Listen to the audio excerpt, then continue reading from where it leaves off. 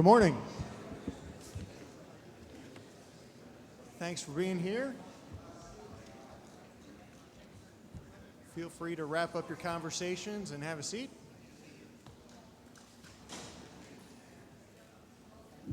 All right, I'll call the meeting to order, and happy to have everyone here. Thanks for being here. We're excited to have the meeting in a different location in an on-site facility, so this is a nice change for our board. I do want to get some feedback going. I do want to remind everybody that these microphones are live all the time, so any comments you want to make about me, please reserve those for your break. That was a joke. All right. The meeting is being live streamed, and I want to remind everyone of that. And let's see what else we want to do. We have a new board member with us today. Marshall, raise your hand so everybody can see where you are. Do you want to take a minute and just introduce yourself, please? Hi, can you hear me? Yeah. I think it's on. Try again. Marshall Graves. I live in Grundy County on the Cumberland Plateau, and I'm pleased to be here with you this morning. Thanks for having me. Thanks for being here. Welcome to the board. We today are going to be going through a few things. Obviously, we're going to get the department overview. We'll hear some updates from some different teams, and definitely get some updates from our partners. We'll do a fiscal review, and then we'll go over the reports from the committee meetings earlier today. All right. Anything else we need to announce before we get going? All right, well, Nikisha, if you would do roll call for us. All right, good morning, everyone. As I call your name, please confirm your attendance in the local board you serve. If you happen to be representing by proxy, please state your name for the record. Rogers Anderson. Present. Northern Middle. Martha Axford. Here. Paul Bailey. Sherelle Campbell Street. Present. Jason Bates. Present. Tim Berry. Here. Clark Boyd. Present by proxy, Sarah Noel. Ronnie Brewer. Present, Greater Memphis. Michelle Falcon. Ann Hatcher. Christine Hopkins. Here. Warren Logan. Dr. Jeff McCord. Vonda McDaniel. Casey Hogner-Wren. Present, proxy for Commissioner Schwint. Stuart Price. Present. Ann Thompson. Present. Kevin Vaughn. Present. Tony Nigdejad. Present. Marshall Graves. Chairman, we have a quorum. Thank you. All right. Now we need to approve minutes from the last meeting, please. So who wants to start that? Say again, please. Move for approval. All right, we have a motion for approval, and we have a second. Any discussion of the minutes from the last meeting? Hearing no discussion, all in favor of approving the minutes from the last meeting as presented, raise your right hand. Any opposed? Those are approved. Okay. Commissioner, give us a little bit of an overview and tell us what's been going on. Well, welcome everybody. This is a beautiful facility, and we are pleased that to be at this TBR facility, and want to thank somebody. Can you hear me? Can you hear me now? We just want to thank Carol Purrier for allowing us to be here. We're going to hear from her later, and she's going to talk a little bit about partnerships deeper partnerships that Labor and Workforce Development is engaging with TBR on. The first 6 months, we made a special effort to go out and listen to our stakeholders, to our customers, and really more than a listening session, it was a requirements gathering session. And so we counted, and we went to over 20 different places, mostly rural and distressed counties in the first 6 months, and met with different groups in those places and had over a dozen speaking engagements trying to do exactly the same thing. And what we heard, not surprisingly, when it came to workforce is some barriers being childcare, transportation, just general communication. But what we also heard quite a bit was collaboration across state agencies, a need for direction. We heard a lot about having unemployment insurance footprint back in the AJCs and about workforce development structures like an apprenticeship strategy. So I'm pleased to say that although we haven't gotten all those requirements in the hopper yet, we yesterday announced that in partnership with TBR and other state agencies have launched our apprenticeship strategy with help from USDOL, and the model will allow smaller rural communities to participate because we'll have the ability to scale in that area. We also have working on, and then part of our conversations across the state is that we will have some sort of UI footprint back in the AJCs, a person there. And by the way, that's the majority of folks who show up at the AJC, so those are our customers. So that footprint will be through attrition, and so over the next year or so, that will become a reality in at least all the comprehensive AJCs. And then finally, yesterday, today, there was an announcement of the rural initiative funding, because we heard a lot across the state that smaller communities struggled to compete with larger communities when it came to getting the scale to get money to fund initiatives, workforce initiatives in their area. And so while it may be equal, it wasn't necessarily fair the way the funding allocation works. So this funding mechanism will give priority to, weight to rural communities and especially distressed communities. So we here, and we're acting, our job really is to provide direction and help remove barriers and to listen to what you're doing in your communities, which is amazing. I think the biggest thing we listened and learned was the amount of work and the intelligence and the amount of passion that's going on inside communities all across Tennessee. So it was a privilege to make those visits, and it's really, again, in the first 6 months, we're really trying to get some things going to meet those requirements. So thank you. Thank you, Commissioner. Any questions for Dr. McCord? All right, well, I am very happy to introduce, you may have seen that Dr. Kenyetta Lovett is now our new Assistant Commissioner, and with an entire week of being acclimated into the role, he is ready to take on his first meeting and has a lot to share with us. So welcome, Dr. Lovett. Thank you, Chairman Barry, and good morning, everyone. It's an honor to be here, and I'm looking forward to the road ahead. It's good to see some familiar faces and also some new faces. I'm excited to be on the team with the Commissioner and Deputy Commissioner and with you, Chair Barry, to move forward in this great work for Tennessee. So we'll move forward with, and I'll have a few more comments later when I give my update report, but we'll move forward on the agenda and introduce from the Tennessee Board of Regents around partnerships. We want to have Dr. Carol Poirier to come up and speak to the board. And Carol, are you ready to go? Oh, you can't hear me? Oh, Carol, are you there?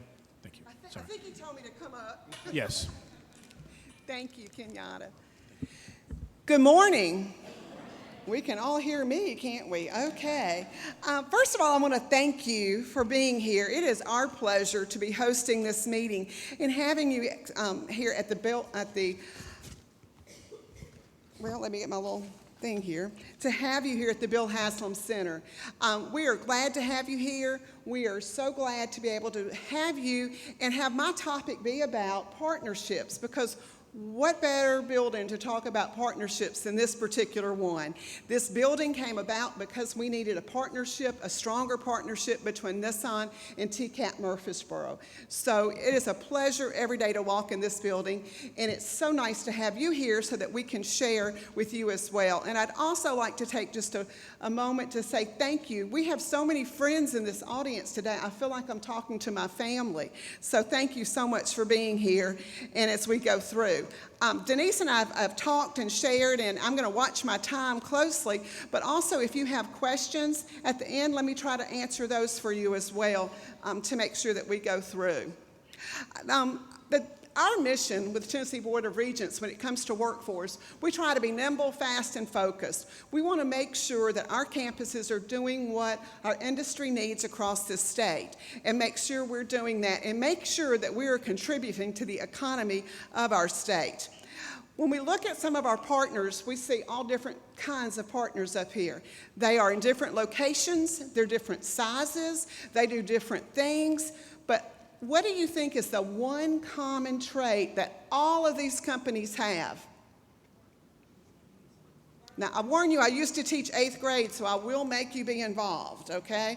So what do you think? Partners? What else do they need? Employees, and they need skilled employees and trained employees. Every single company up here wants that and needs that. And that is what we want to do as the Tennessee Board of Regents.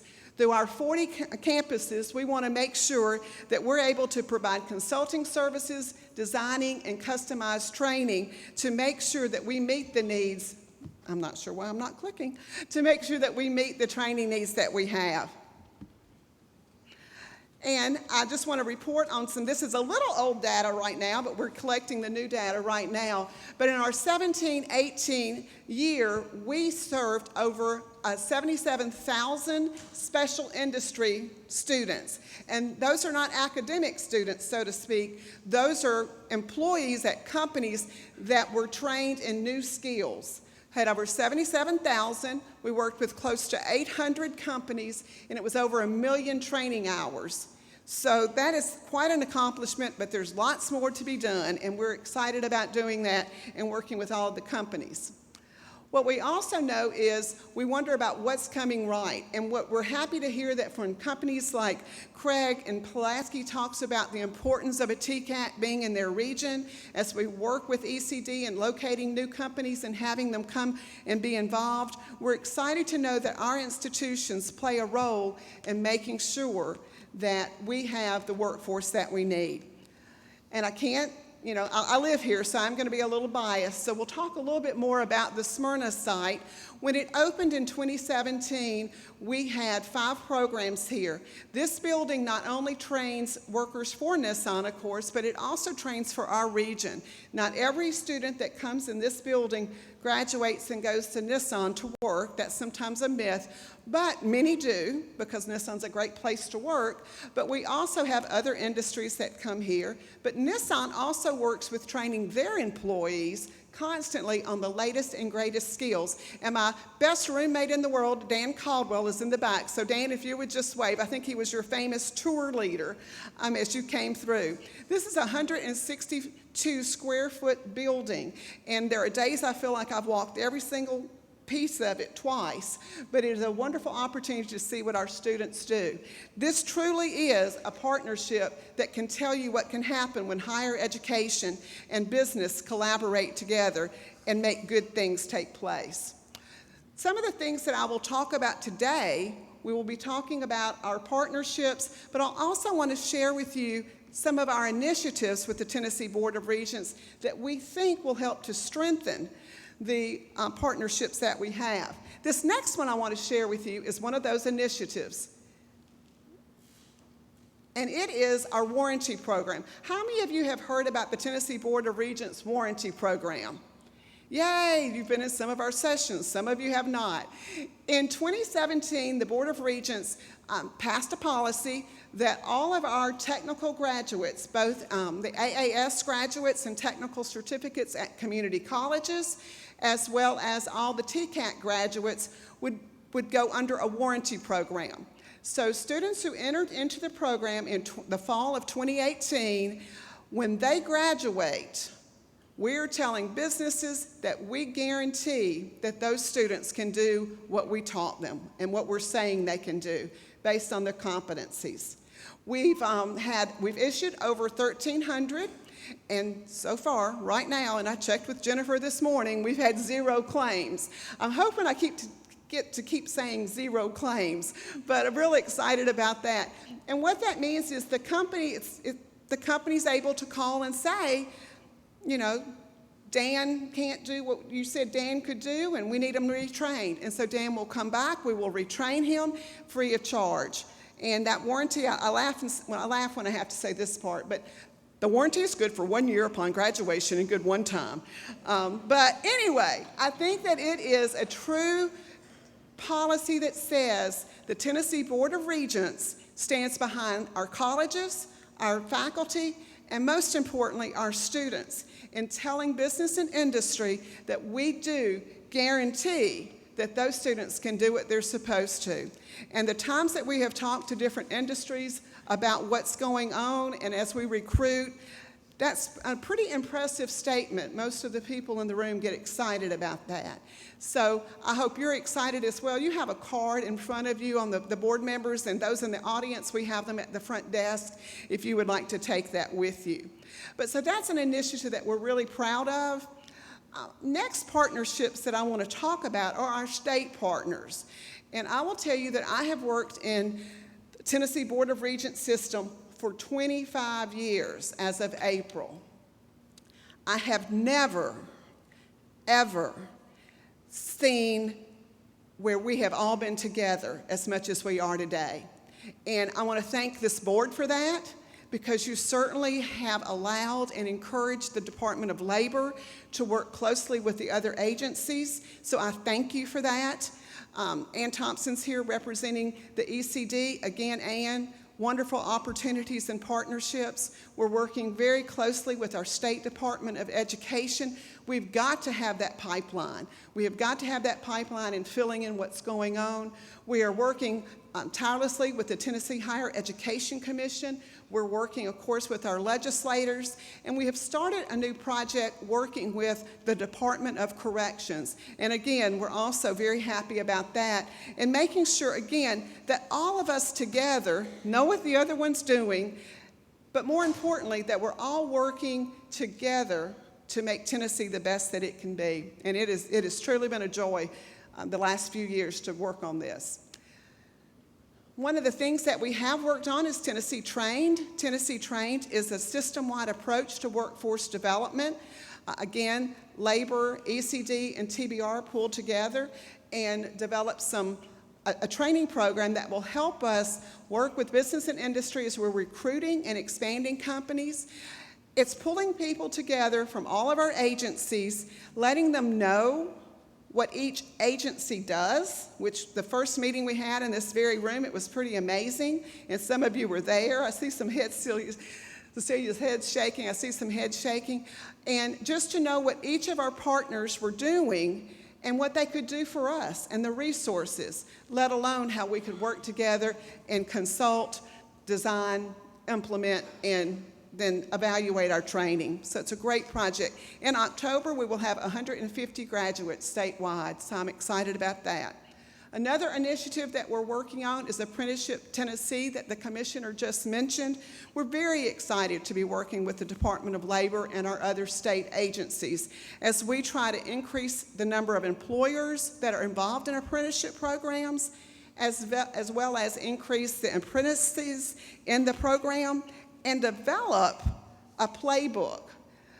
Apprenticeship, it's all over, and Denise and Ann and I have talked about this a million times about we're so close, and I think we're about to get there, and excited to be a part of that project. I also mentioned one of our partners, our K-12 folks. They are critical in what we're doing. As I said, for the pipeline, we work with them with our middle colleges, our dual enrollment. For those of you that do not know, statistically, and those of you that care about statistics, statistically, it shows that a student that goes through a dual enrollment program while they are in high school are much more likely to finish high school, and more importantly, much more likely to go on to post-secondary education, and even more importantly than that, they finish and they're ready to go to the workforce trained. And that, to me, is a wonderful opportunity. So any parents in the room, if you don't know about dual enrollment, I bet Kenyatta can talk to them, and I can talk to them, and we've got all kinds of people in this room that can share that information. Last year, we had over 40,000 course registrations in dual enrollments in this state. But we've also working with the sales program and industry certifications in high school as well, making sure. Also, they are partners in the apprenticeship grant as well. And we're hoping to do some high school apprenticeship programs too, to make sure, again, that we're doing what we're supposed to do all the way. The next slide, again, we understand what's going on, and that's just a quote from Tyson about how happy they are to be working with TCAT Jackson in Jackson State, and our willingness to understand what's going on. The company is pleased with that, and they feel like they'll be able to have the workforce that they need.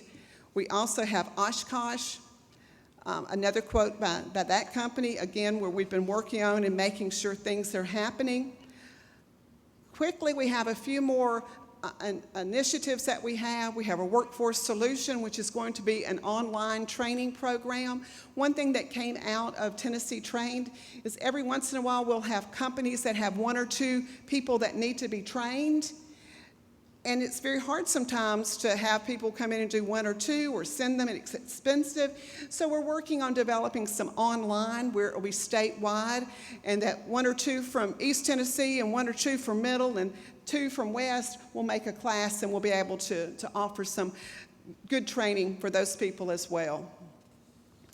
Next are a couple of fact sheets, and I think you have those again in front of you that just shows you some things that we have.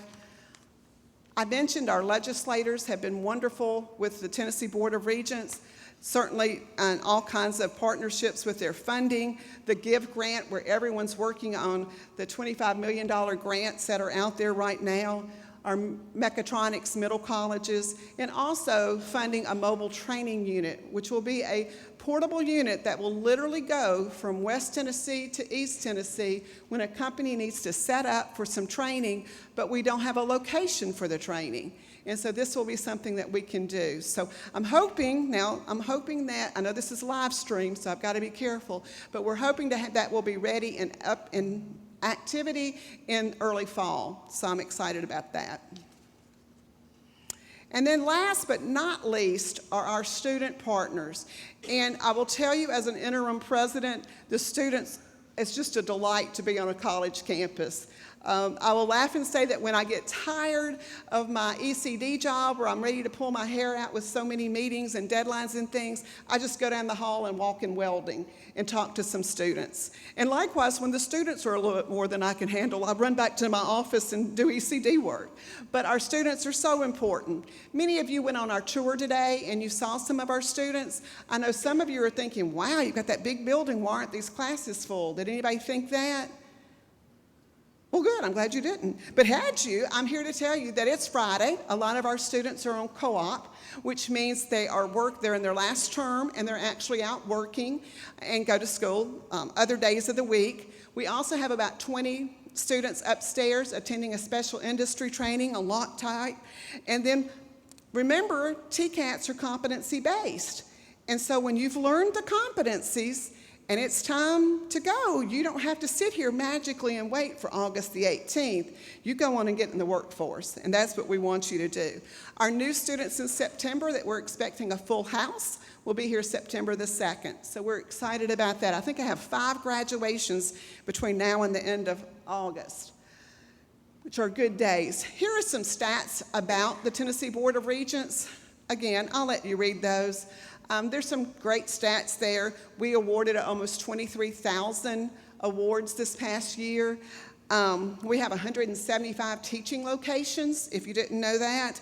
All really good, important things. But what I think is really important is what's happening. So again, we can look at some stats. We have 93% of our licensure pass rate at the technical colleges. That's everything from truck driving to cosmetology, to barbering, to avionics, and to nursing. You also see an 88% job placement. That is our statewide job placement. That means our graduates are placed in the field 88% of the time. So we're excited about that. But just quickly, those are good numbers, but I want you to know about our students. And I get asked questions all the time, who comes to a TCAT? What kind of students do you have at a TCAT? Well, I get tickled because they're students that look just like you, as you saw on the tour. They're your grandchildren. They're your sons and daughters. They're people just like you that come to school. We have students that have graduated and have been in the work field for years. They decide to come back for a second career. Have a young lady that was a Princeton graduate, a graduate from Vanderbilt with a master's degree in business administration. She worked for 25 years as a journalist and decided she wanted to be in construction. Quit her job, went to TCAT Nashville in construction, works for a landscape company, and is wonderfully doing a great job. So we have all kinds of students. We also have JJ that went to Chattanooga State. JJ was a student that really struggled to be able to drive 2 hours one way or each way to go back and forth to school. He talked about how he didn't know how he was going to eat some days. But his parents always made sure that JJ had gas money to get back and forth to college so he could finish his degree. So we have all types of students, and we have all types of experiences. And I wish that there were time that I could just take you and let you talk to about 5 or 6 of our students and let you pick them and hear their story and see what they have to say. Very important. And this is me when I was 7 years old, and I was going to grow up and I was going to be an elevator operator because that is the best job I thought. I went to Castronauts twice a year with my mom, and there was a lady there that rode an elevator, drove the elevator, and I thought that was so much fun. That's how much I knew. I thought you could drive the elevator. But as we know, those jobs are gone. And the reason that slide is in here is because I want us to always remember that we don't know what the future holds in the workforce, do we?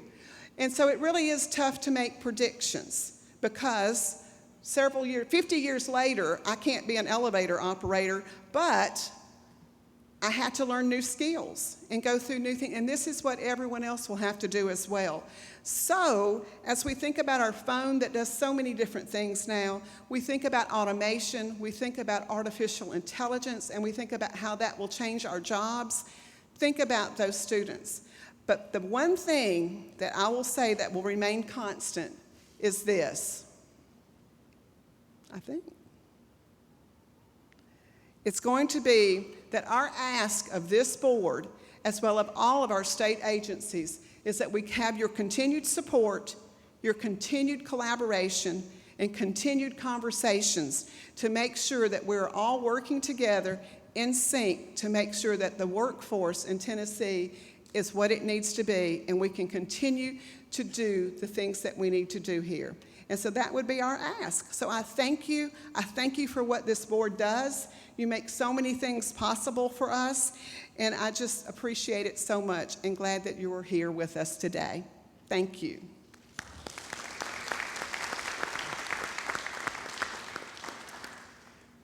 Dr. Prieur, thank you so much. Excellent presentation. Thanks for hosting our board. The tour was great. Thank you, Dan, for giving us great information. It's a fantastic facility, a fantastic benchmark for the work that the state is doing. So thank you very much for that. Thank you. All right. And Assistant Commissioner Lovett's kind and diplomatic way, he got us back on the agenda, and now he's going to give his report.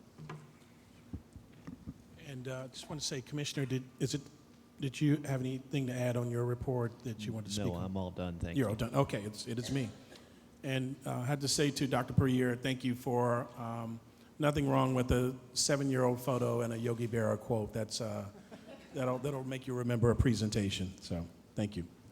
Just wanted to say that, one, I wanted to first recognize our new executive directors. Marla Rai, who is not new to the workforce community, is the new executive director of Northern Middle. And Marla, could you please stand? And I may ask you for comments later. But we also have Damon Gary from Southern Middle, who is also here. That is a new executive director. Gary, are you? Damon Gary. Damon, are you here? Good. Okay. Okay. Do you all want to speak and just introduce yourselves or make any comments to the board at this time?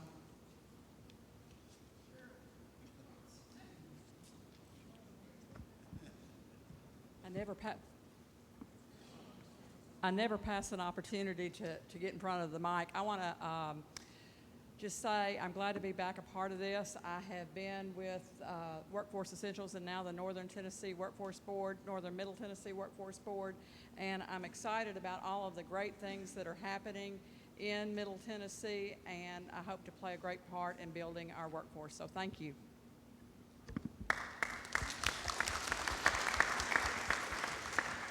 And Damien, did you want to make any comments to the board? I just want to say thank you so much for welcoming me. I'm from Buffalo, New York, and I'm very happy to be in the South because it's warm. People here are beautiful, and the food is very good.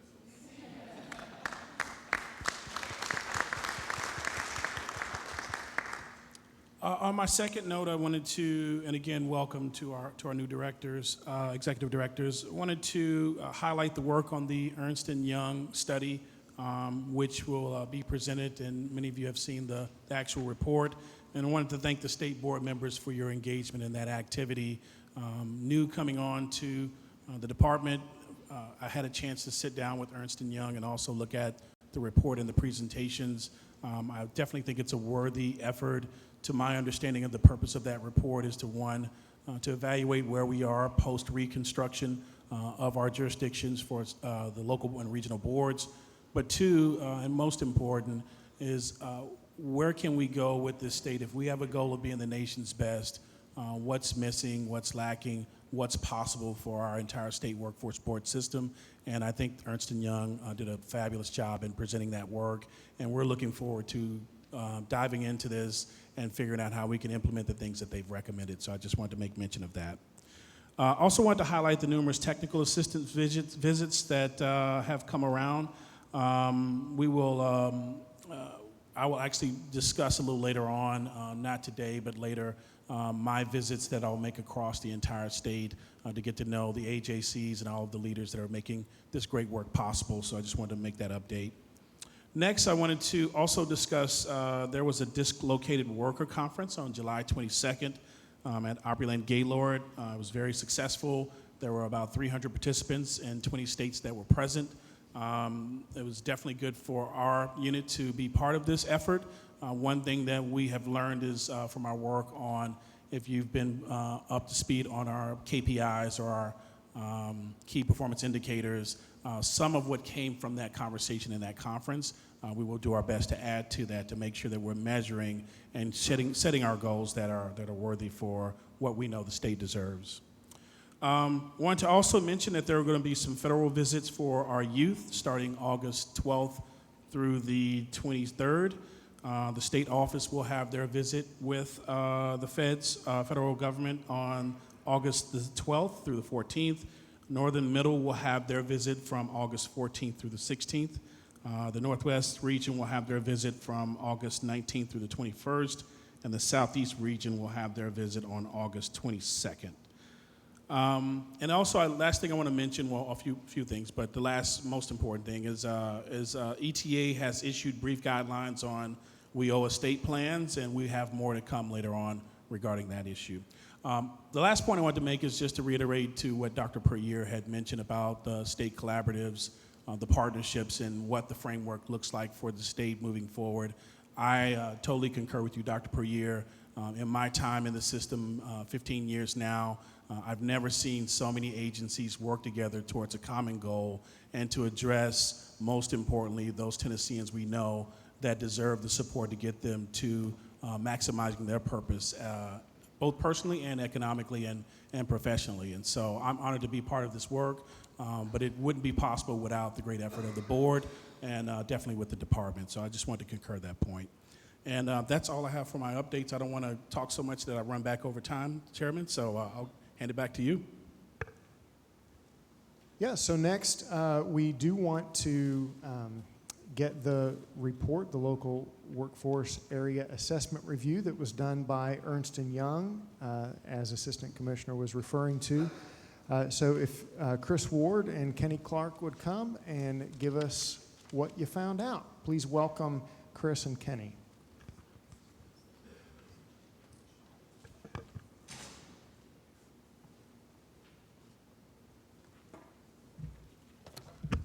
Good morning. I'm Chris Ward. I'm a principal with EY, and we are delighted to be with you today. I want to echo Dr. Lovett's comment and really thank those that participated in the assessment.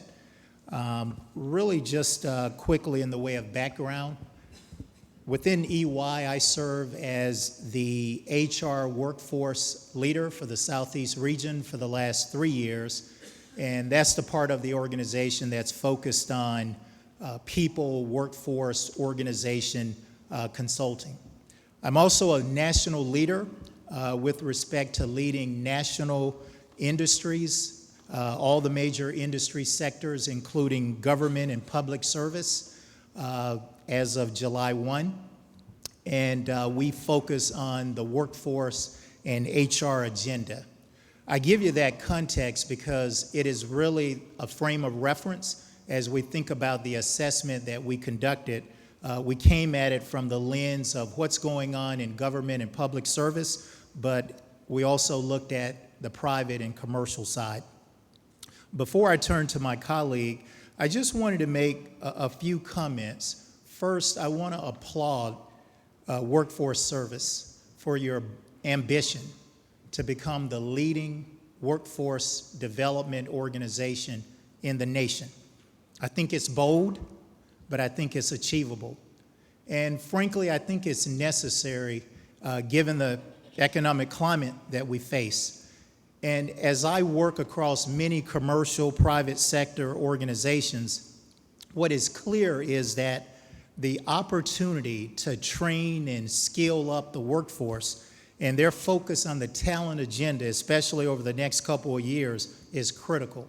So the work at hand that Workforce Services has taken on is a not only timely ambition, but is certainly needed. I also wanted to comment on really the respect that I've had a chance to witness firsthand.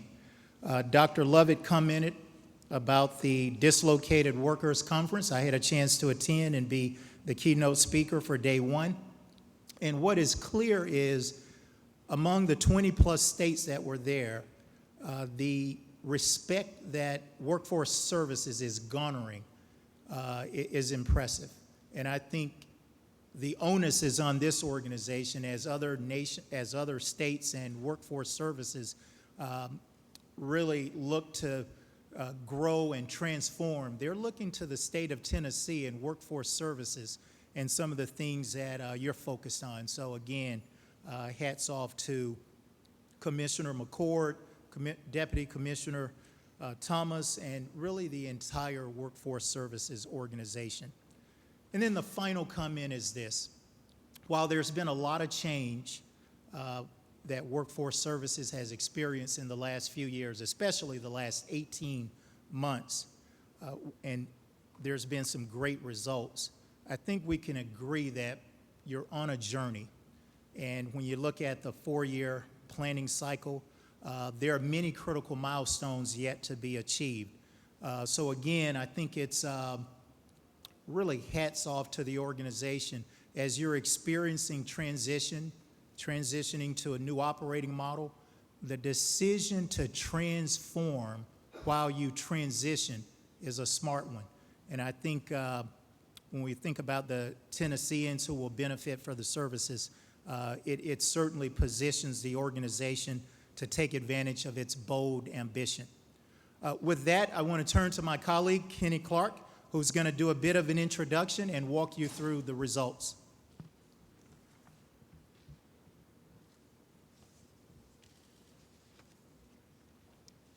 Thanks, Chris. So as Chris mentioned, I'm Kenny Clark, and I work in our risk advisory service line at EY, and so my focus is on process efficiency, enterprise risk management, and internal controls.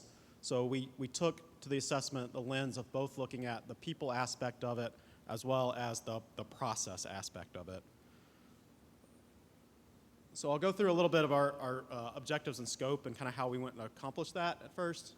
We have a lot of information in these slides. We passed out a handout, so I don't plan to drain each slide, but I'll talk through some of the key points. So to start, the realignment of workforce development down from 13 regions to 9 regions really presented a great opportunity for us as an independent party to come and assess and how you're doing and go through and look at, again, the strengths and weaknesses surrounding the organizational structure, providing recommendations for the operating model of the future. We also looked at the different roles and responsibilities that individuals had throughout the workforce system, what they were supposed to be and how people were actually actioning those roles and responsibilities. We reviewed operational policies and procedures to determine if they were in line with best practices that we see not only in other government agencies but also in relevant industries. We assessed the risk and control framework around performance monitoring, reviewed internal control design and data entry processes, and looked for opportunities to be more efficient in your processes through things like automation. So how did we do this? We interviewed local boards, board chairs, board staff. We interviewed CLEOs, service providers, so we hit a wide cross-section. We did actually visit all 9 local areas and spent time on site with each one. We reviewed all the policies and procedures at each local area. We performed a process walkthrough looking at the competitive procurement of all the service providers. We developed responsibility charts to identify duplicative or misaligned duties. And we facilitated a workshop where we had representatives from all 9 local areas come and talk through some of the strengths and what was going well, but also some of the challenges and opportunities to continue to improve. And finally, we developed a report based on all of this that I believe you've all seen.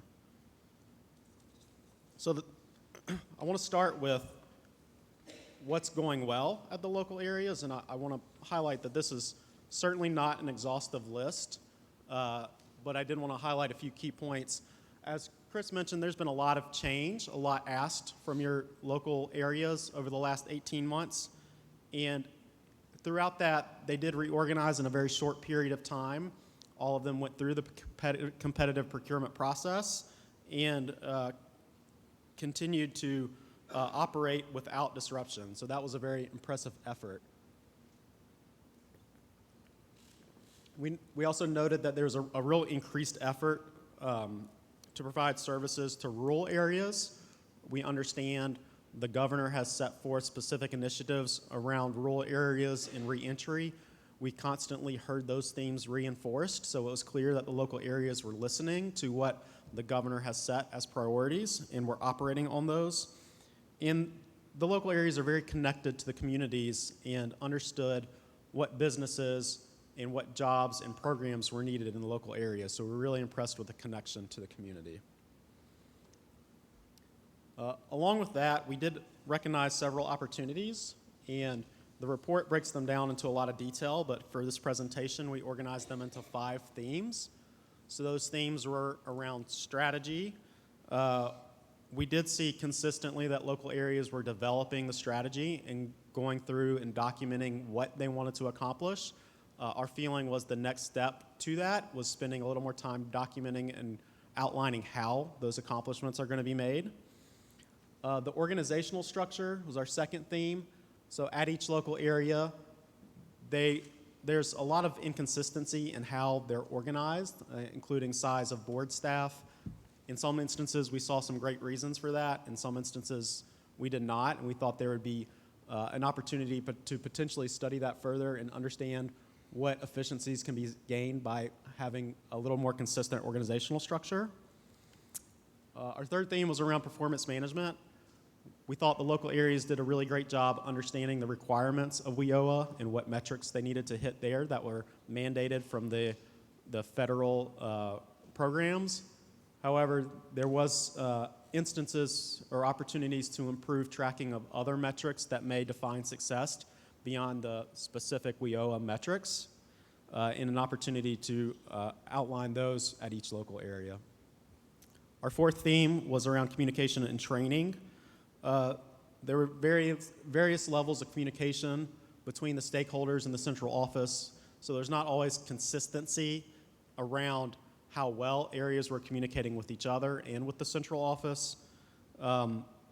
Sometimes we noted that state expectations of different roles were not clearly understood in every region, so they could benefit from potentially technical assistance around that. And there was a lot of confusion around the firewall and exactly what that meant when you're talking about segregation of duties between delivering services and administering them.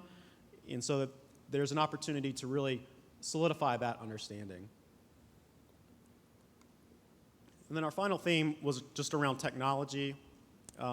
All the local areas use the VOS system, or Jobs for Tennessee. However, they use it in vastly different ways. Some areas were using them very effectively, while others were using it kind of the minimal baseline requirements. In some instances, local areas were using other technology to do other software for case note management that they seem to like and understand better. There's really an opportunity to be a little more consistent in the use of technology, utilize VOS to its full potential, and potentially automate certain manual processes. There was a lot of manual back-end processes happening, including invoice review and payment, so there's opportunities for automation there. So the next few slides, I'm not going to drain these, but they dig into it a little more. And so we have some of these challenges of the themes, but we also thought it was important to identify some of these root causes that may have led to some of the challenges. And additionally, these tie back to our recommendations that you'll find in the report. So on the strategy side, we heard time and again that the local areas have had to change quickly and define strategy in a short timeline, and that they didn't feel that there's sufficient time to really dig in and really outline the full strategy to the fullest potential.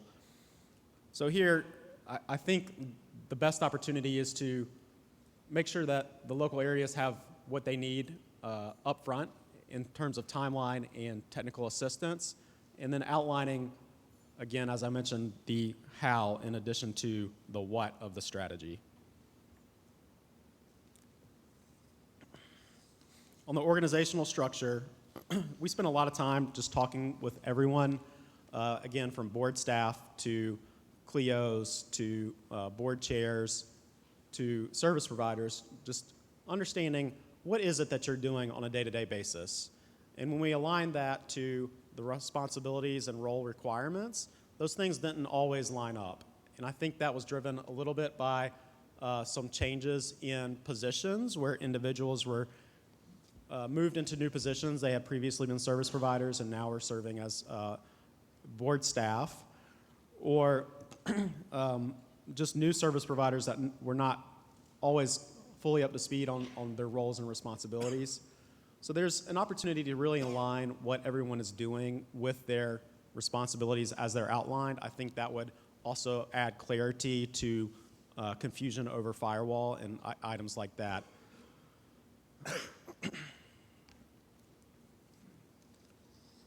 Related to performance management, again, a great job by all the local areas tracking and understanding their required WIOA metrics. However, there was oftentimes opportunities to increase tracking of certain metrics, and particularly outlining service provider metrics. So contracting service providers, outlining specifically what their expectations are, so you have metrics to hold them accountable to, and tracking those and reporting them consistently to local area boards.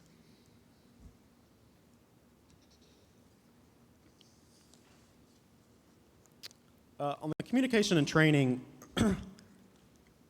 we saw policies and procedures were not always updated policies and procedures not always consistently communicated to local areas. So a new policy would be rolled out. Individuals at the local areas would not hear about it or understand it until a few months later. So there was some timely concerns there. Confusion over firewall, I've talked about. And then one piece I wanted to hit on was the branding and strategy for the job centers was a little inconsistent across local areas. Some local areas were first starting to dabble into social media to advertise, but there was not a real consistent branding strategy. And therefore, the experience of entering an American Job Center may not be the same from one local area to another.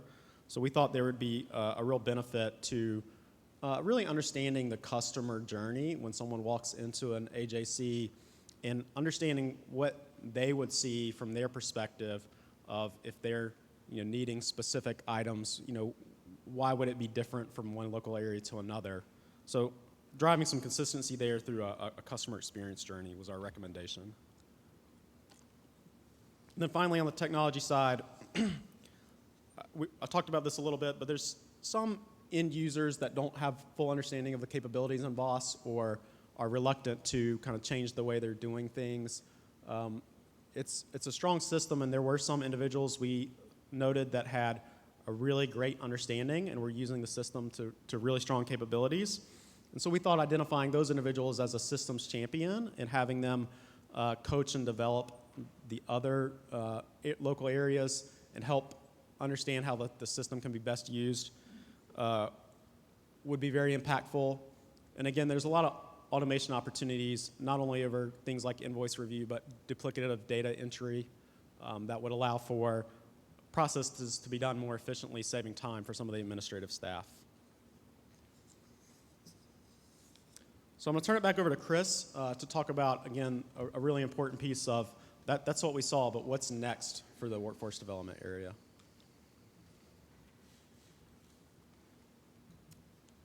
Thank you, Kenny. And I want to reiterate, despite all the change, much has gone well. And what anchored our assessment was really the ambition and really this notion of connecting Tennesseans with jobs, training, in an environment where the wages are sustainable. So with that, those that have the placemat in the yellow, there are 9 recommendations in the form of initiatives that we recommend as next steps. Those that don't have the placemat, I'll walk through these briefly. And they really align to the 5 pillars that Kenny just went over. Number 1 is strategic plan updates. Number 2 is analyzing the org structure at the area level. 2B, increasing the teaming initiatives and the enabling function of the teams. 3, and again, 3 is around performance management, updating dashboard and metrics. 3B, redefining and customizing policies.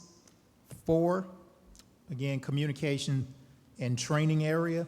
This is 4A is focused on policy communication, and 4B is customer experience journey mapping. And then finally, in the technology and automation space, 5A is improved use of VOS, and 5B is automation. And what's represented on the graph here is, of the 9 initiatives, there's varying degrees of complexity. What we try to do is focus on those that would have a material impact. So you see most of the initiatives at or above the line, and a good number of them in the high impact area. What I would say is these initiatives could be, you could do one or more or all, and they can be standalone. What we would recommend, however, for the greatest gain and impact, to structure, you're already going through transformation.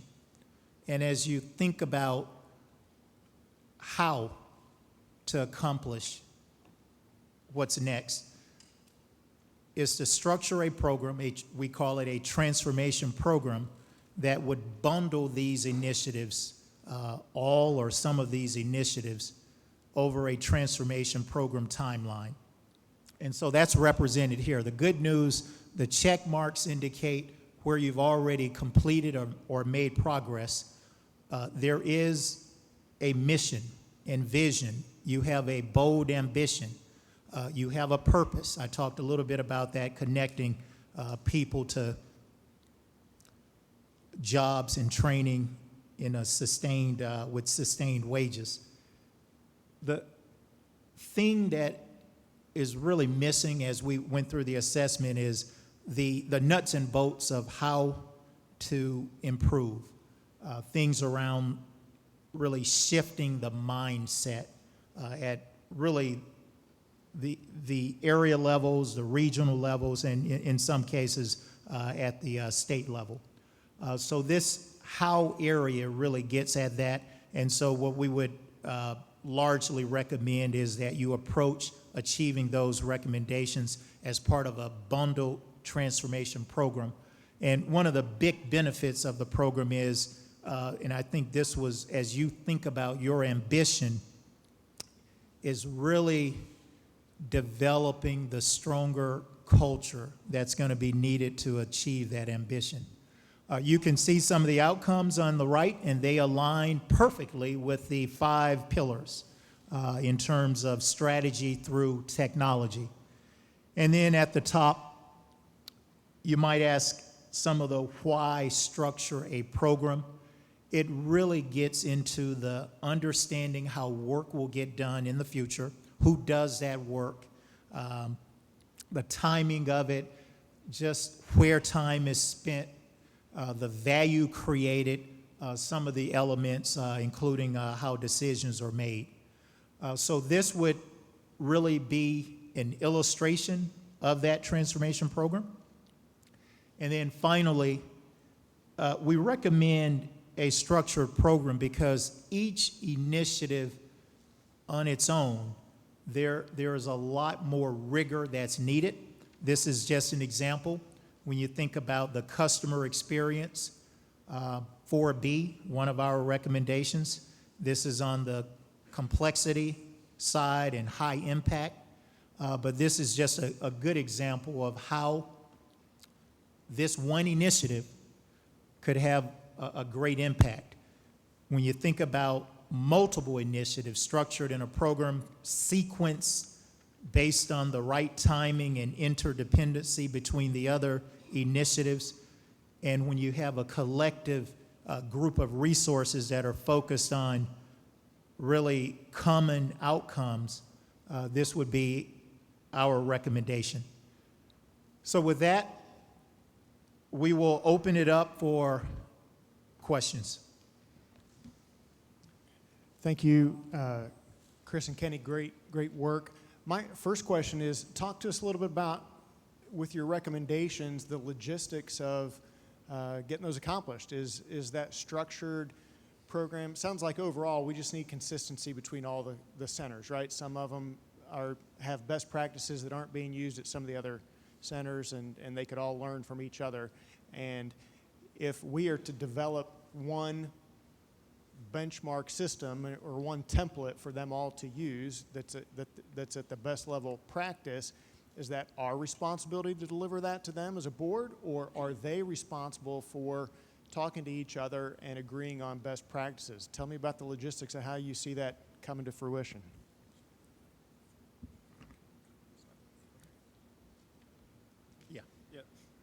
Thank you. Appreciate the question. So I think the good news is, when we went and visited each local area and kind of explained the purpose of why we're there, they were all very hungry for leading practices and to understand what they could be doing better. So there was a lot of open and honest communication about some things that they saw as challenges, some processes that they knew were not as efficient as they could be.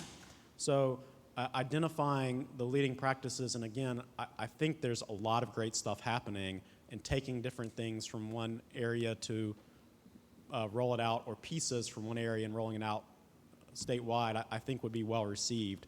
I do think it's probably on the central office to spend some time understanding where those come from. And we outlined in our report and some appendices some specific examples of that, and putting those together in helping the local areas roll out. I mean, this is not necessarily a, give everybody a template and everything is done in 3 months initiative. It's more of a structured program, as Chris was talking about.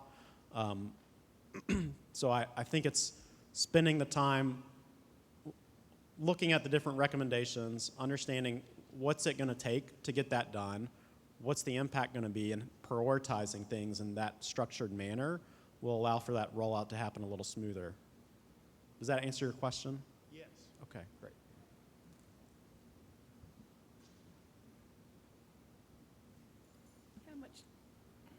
How much time did you all spend with the authorities or the powers that be that were running the local workforce areas prior to submitting this out to the public, the findings?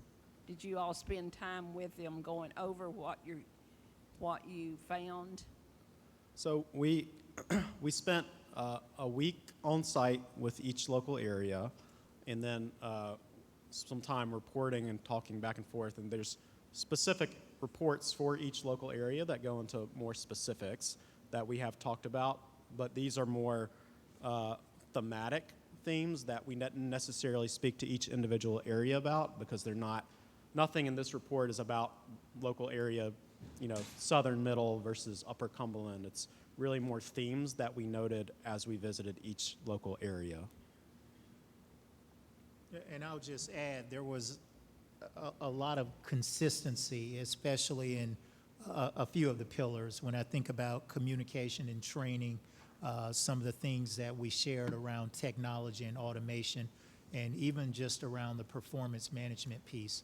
So while we didn't, come back and play back the results because we focused at the aggregate level, there were some common themes and consistencies as we met with the individual local areas.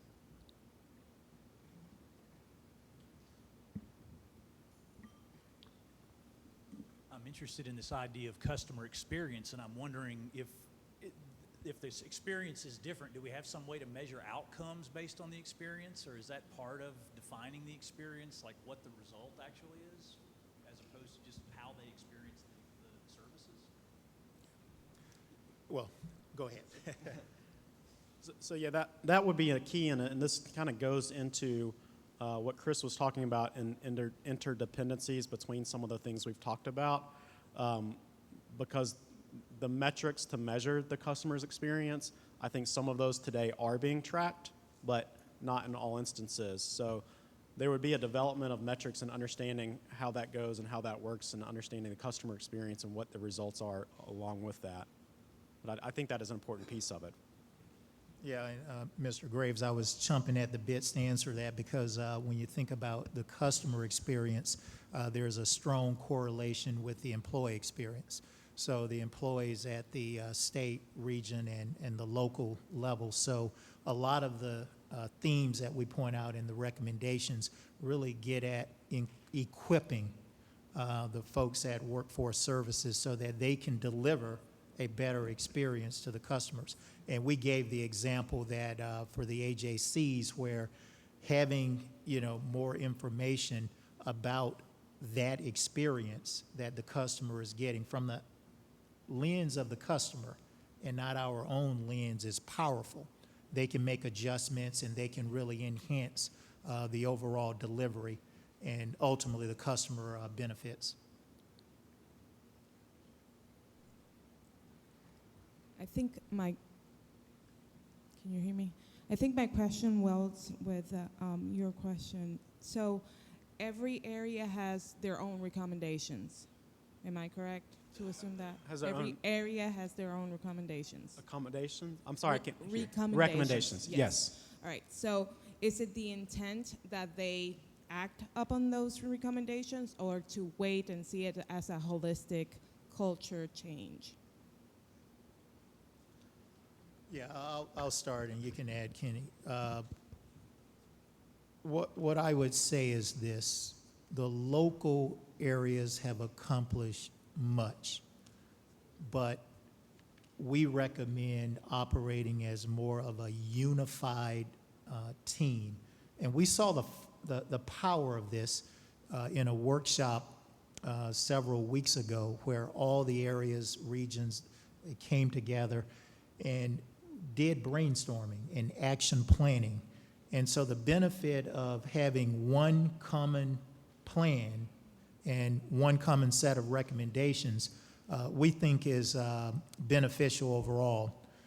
Now, it doesn't change some of the autonomy that you would expect the local areas to have and the empowerment, but just having, and it's not a template, as Kenny said, but it's really one unified program, because you have one vision, workforce services, one mission, and we would encourage the local areas to have a nested set of objectives that tie to that overall vision and mission. And so we think it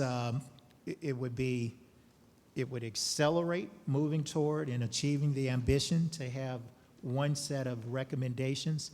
And as the local areas see their plan and the things that there are opportunities that vary across the areas. And so automation, we believe, as just an example, would benefit every area, but how that area goes about implementing technology and automation may vary. But yeah, while there are recommendations at the local level, we're recommending really just kind of one set of recommendations that would accomplish Just the for my, needs.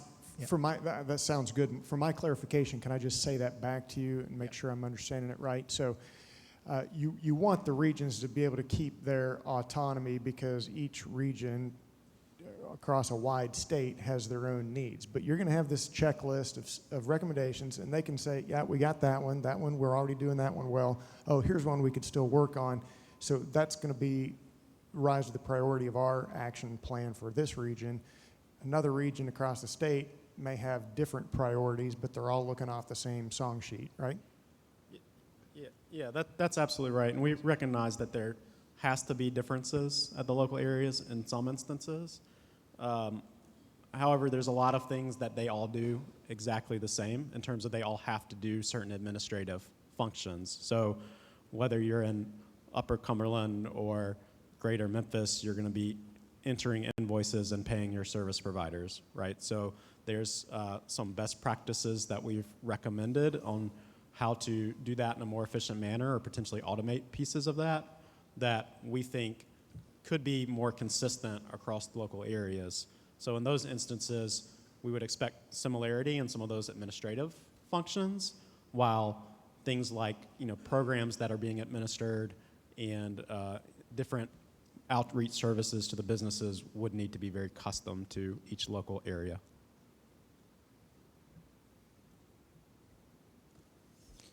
I have more of a comment than a question. I think it's not always easy to hear your opportunities for improvement. I got a lot of those before I left the house today, so we know that those are not always easy to hear, but it's incredibly healthy to do that. And the foundational truth for us is we're only going to be as good as the local areas.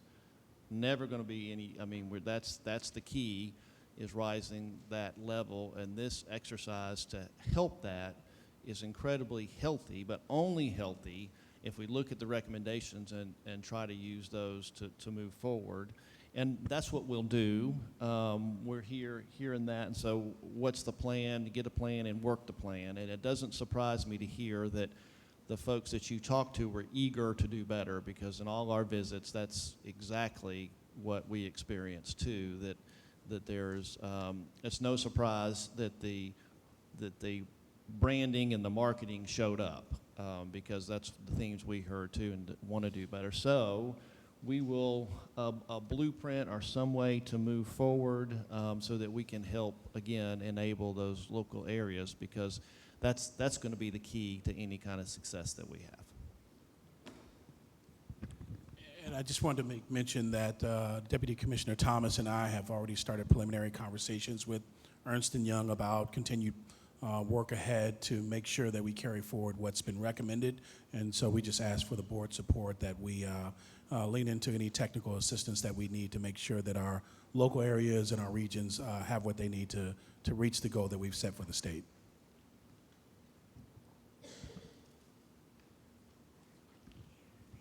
All right, what other questions do we have? Got two. That's awesome. Take both microphones, it's fun. I need them. Hello?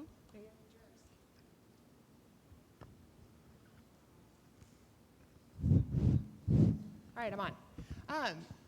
First, I want to say thank you for your report. I thought it was wonderful. It's still on my reading list to go back through and read more carefully and with more thought. It's definitely not light reading, but it was really well done. And I also want to thank the Department of Labor for doing this. Is that better? Thank you. I want to thank the Department of Labor for doing this and for presenting it.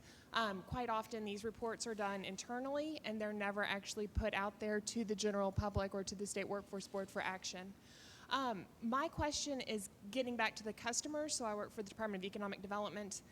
The businesses are our number one clients, as well as the citizens of Tennessee, and identifying the metrics that can match. So from a different department agency, were there conversations or are there opportunities for conversations around how we can develop metrics to align to the Department of Labor's metrics and goals with this?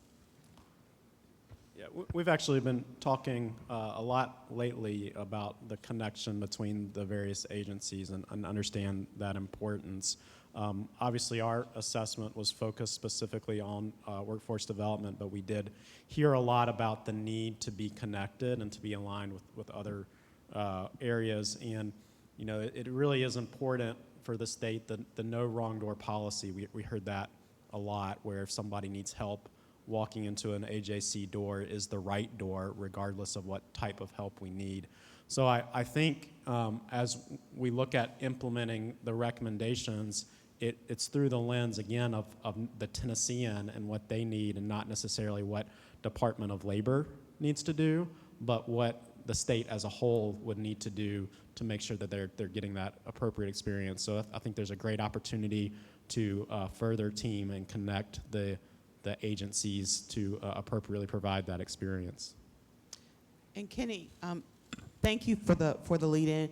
And so to further that, we have also had internal conversations. And so this first round was intended to be sort of a reevaluation after post-realignment to see was the system stable enough and how can we start to add. So if you think about, it was almost workforce Jenga, like how many blocks can we add without making the system tumble? And so really, foundationally finding out where we were was important to us, but this was really designed to be step one of a sustained project. And so the next round is really looking at our capacity now that we have some ideas of how we can improve, is now moving into more of a system.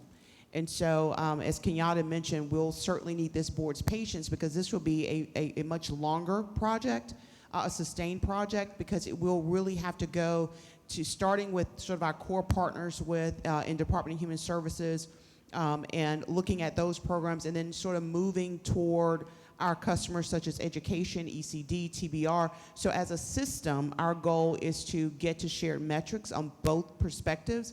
And again, what we found with this report, there's already some low-hanging fruit. There are literally some things that we can implement next week, right? And then there's some things that it's going to take some time. And so our goal is, and inside the board's packet, there were sort of a summation of recommendations for each area.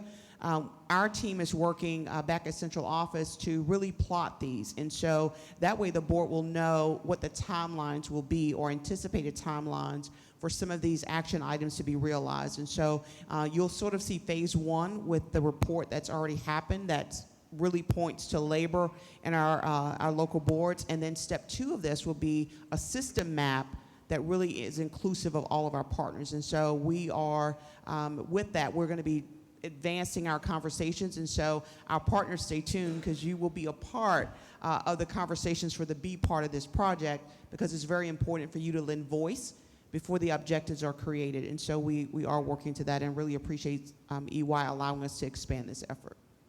Denise, do we have a timeline or time frame of when that we can expect to see progress towards that? So I will tell you, we don't have definitive timelines yet, except it was day 3, I think, when Dr. Lovett was already was sitting down with EY to discuss this. And so I will tell you it's a priority. And so it'll be before the next board meeting. I will tell you that. And we'll get you more specifics. But we've certainly read through this. We're in the same boat as Ann. It's been so much coming at us. We're going to go back, reread, make sure that we've covered themes. And we'll get a report out to this board on sort of what those timelines will be. But this will be a living, breathing, actionable document for us. It won't collect us, that's for sure. If I could, as I was reading through the reports, I was seeing the reoccurring of the need to utilize the technology, as the gentlemen were going over. And I just wanted to think about the technology from the standpoint of kind of like a wraparound service, right? Because people will come in and say, I'm looking for employment, right? But if we could take the approach of maybe triage to find out not that this person needs a job, but where they are in their skill set, and should we be placing them into some type of training program versus immediately helping them look for a job, kind of more of an assessment tool and not just a tracking tool.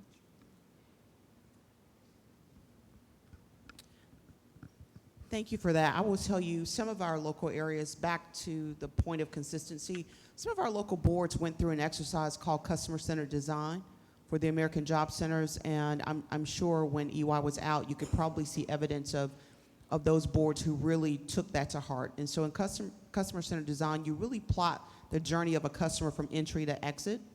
And so we certainly see opportunities to revive that work, to really talk about what the welcome function, for example, looks like in American Job Center. So it's greet and assess as opposed to just greet, right?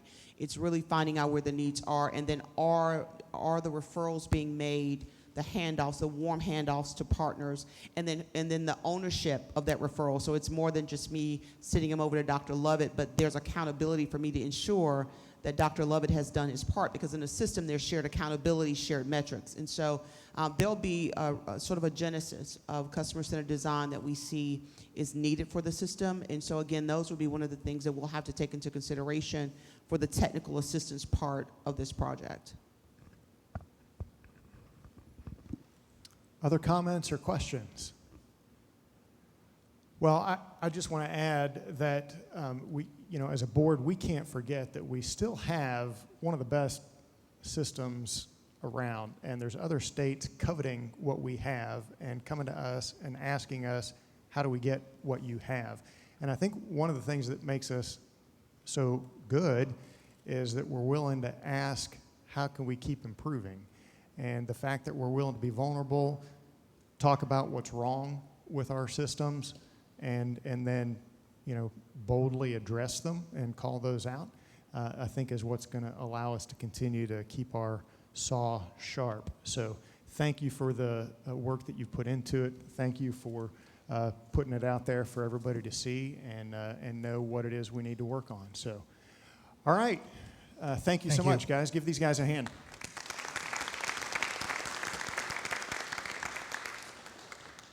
Okay, it is 11:25. Let's take an 11-minute break, and we'll be back in 11 minutes to continue the meeting. Thank you.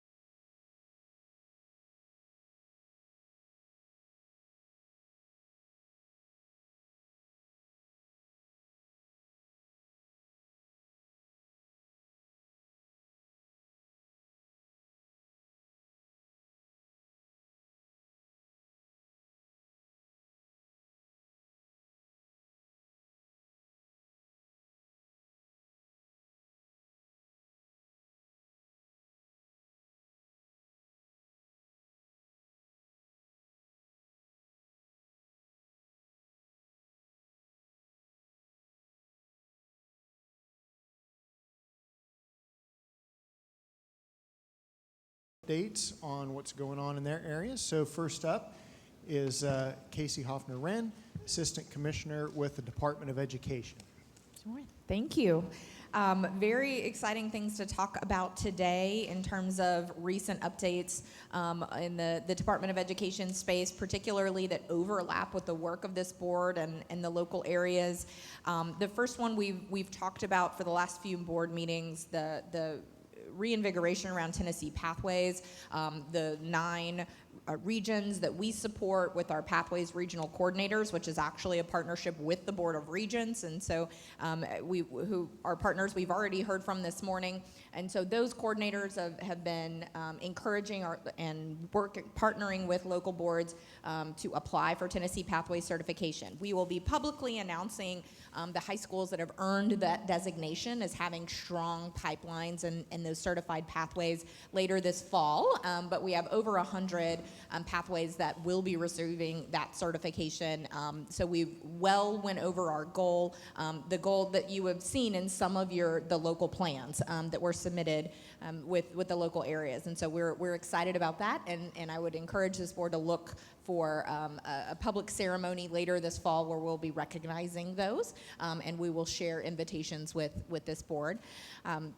The second is what we have publicly announced just a few weeks ago, were $3.7 million in our Perkins Reserve Consolidated Grant Program. And so this is actually a grant program where we bring together career and technical education federal funds through our Perkins grants, as well as several other both private funding streams, private grants, the New Skills for Youth, which is a partnership with JP Morgan Chase, and also USAID, federal grant monies through our apprenticeship program and a teacher training program that we have. And so through that apprenticeship work stream, we identified 4 counties, districts who we will be providing seed money to develop high school apprenticeship programs. Hamilton County, who has been our flagship with their partnership with Gestamp, we will be continuing to support that partnership, but I'm also excited to mention Jefferson County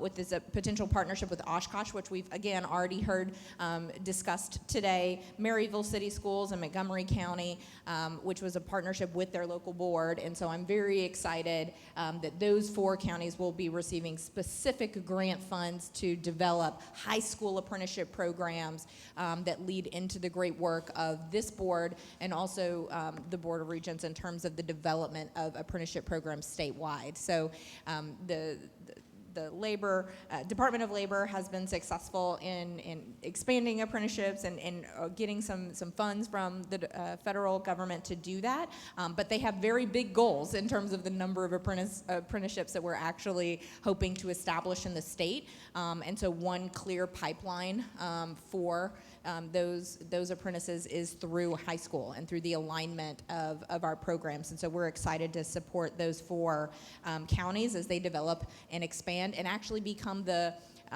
blueprints for us to develop the program to then roll out to other high schools statewide. So we're very excited about that. We also, through that federal apprenticeship grant, were able to hire a new apprenticeship program manager.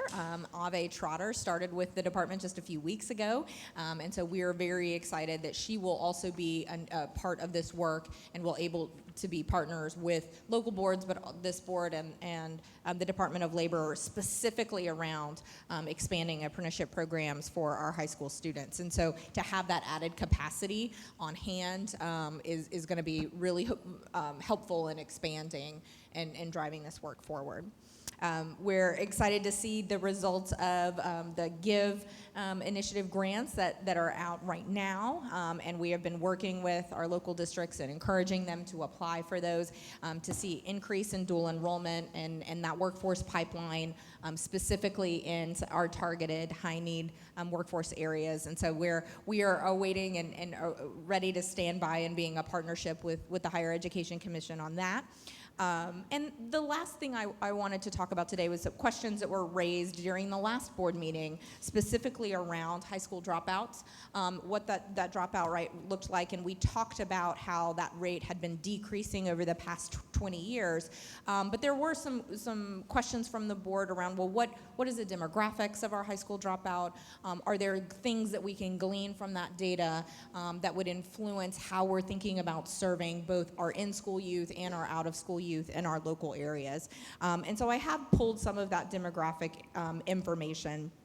So of the dropouts that we've seen in the past several years, a large majority of them are classified as economically disadvantaged, more than 60% of them. So in terms of what that looks like as a percentage of our state, but also one can factor in that could be contributing to the choice. We do see far more male students than female students dropping out of high school. So over 60% of our dropouts are male, and we see far fewer females in that. And we also see that if you are an English language learner or a student with disabilities, you have a much higher likelihood of dropping out as well. And perhaps one of the more stark pieces of information as I was digging into this was being a youth who was homeless or involved in the foster system, that the likelihood of being in that dropout pool was actually incredibly high.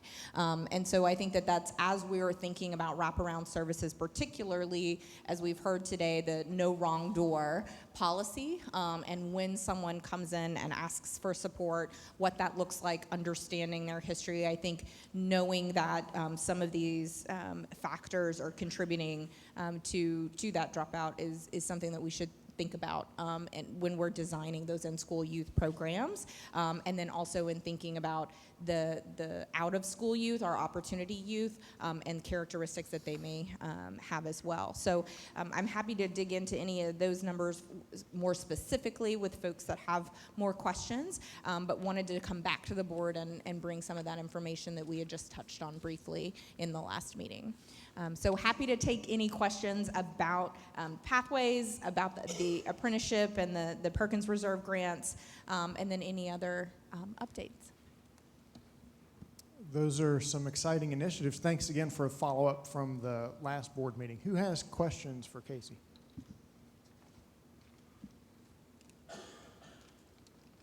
Sounds like you don't have any follow-up in the next one because you've answered all their questions, so thank you. All right, so next, Ian White, Assistant Commissioner for the Department of Labor and Workforce.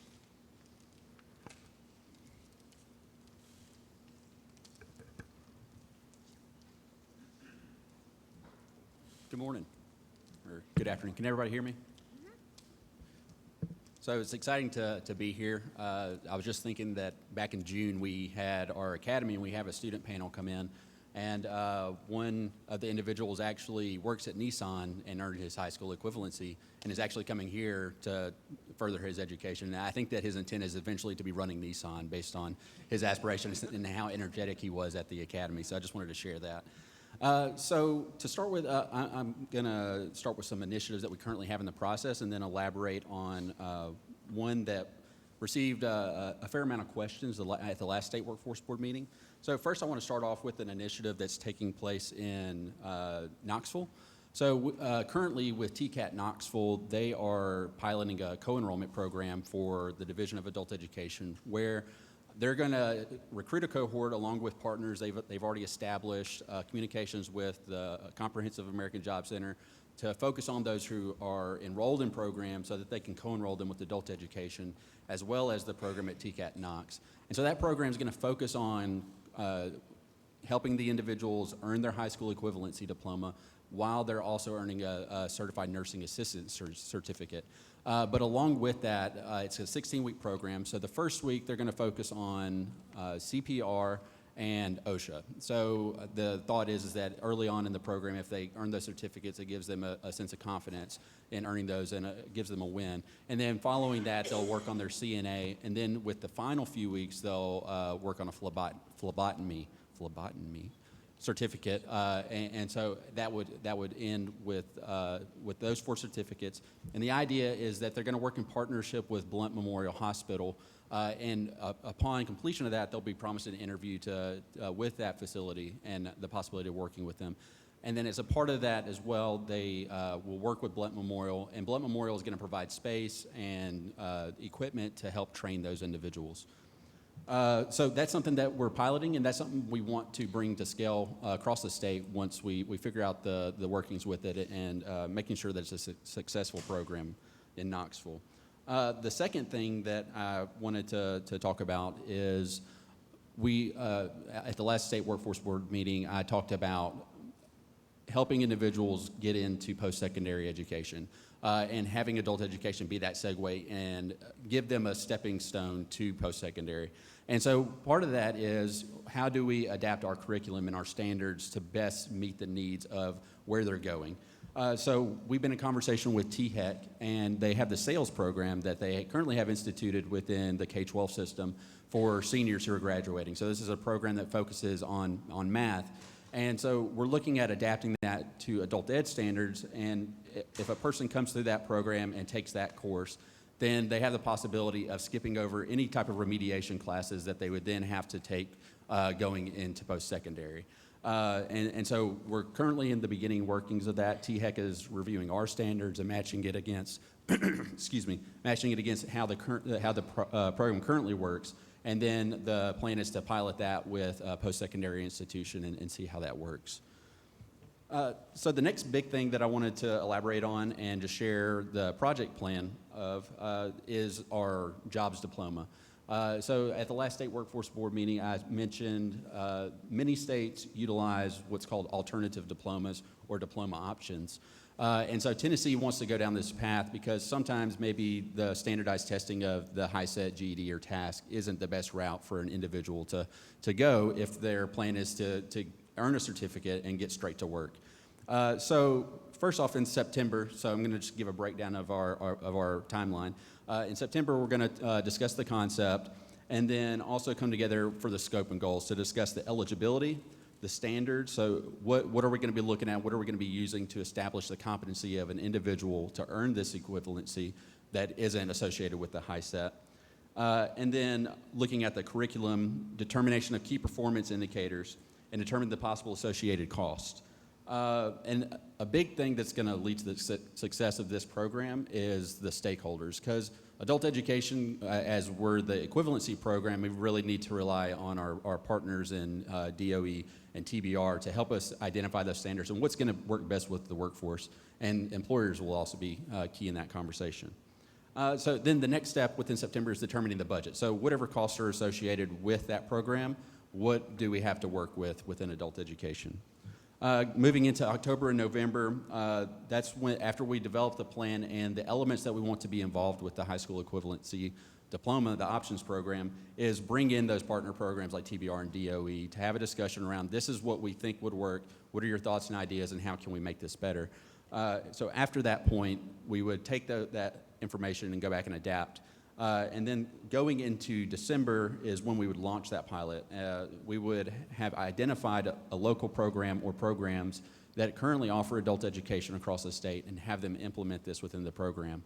And so the idea is that that pilot would run from December to June, and then throughout that time we'd be collecting data and reporting out, and then also reporting out to the board on how that is going and the performance of that program. So after all that is said and done in July, we would come back together, take those findings, and see if the program is actually working, if we could institute it on a larger scale, or if we need to go back and rethink some things before we launch it across the state.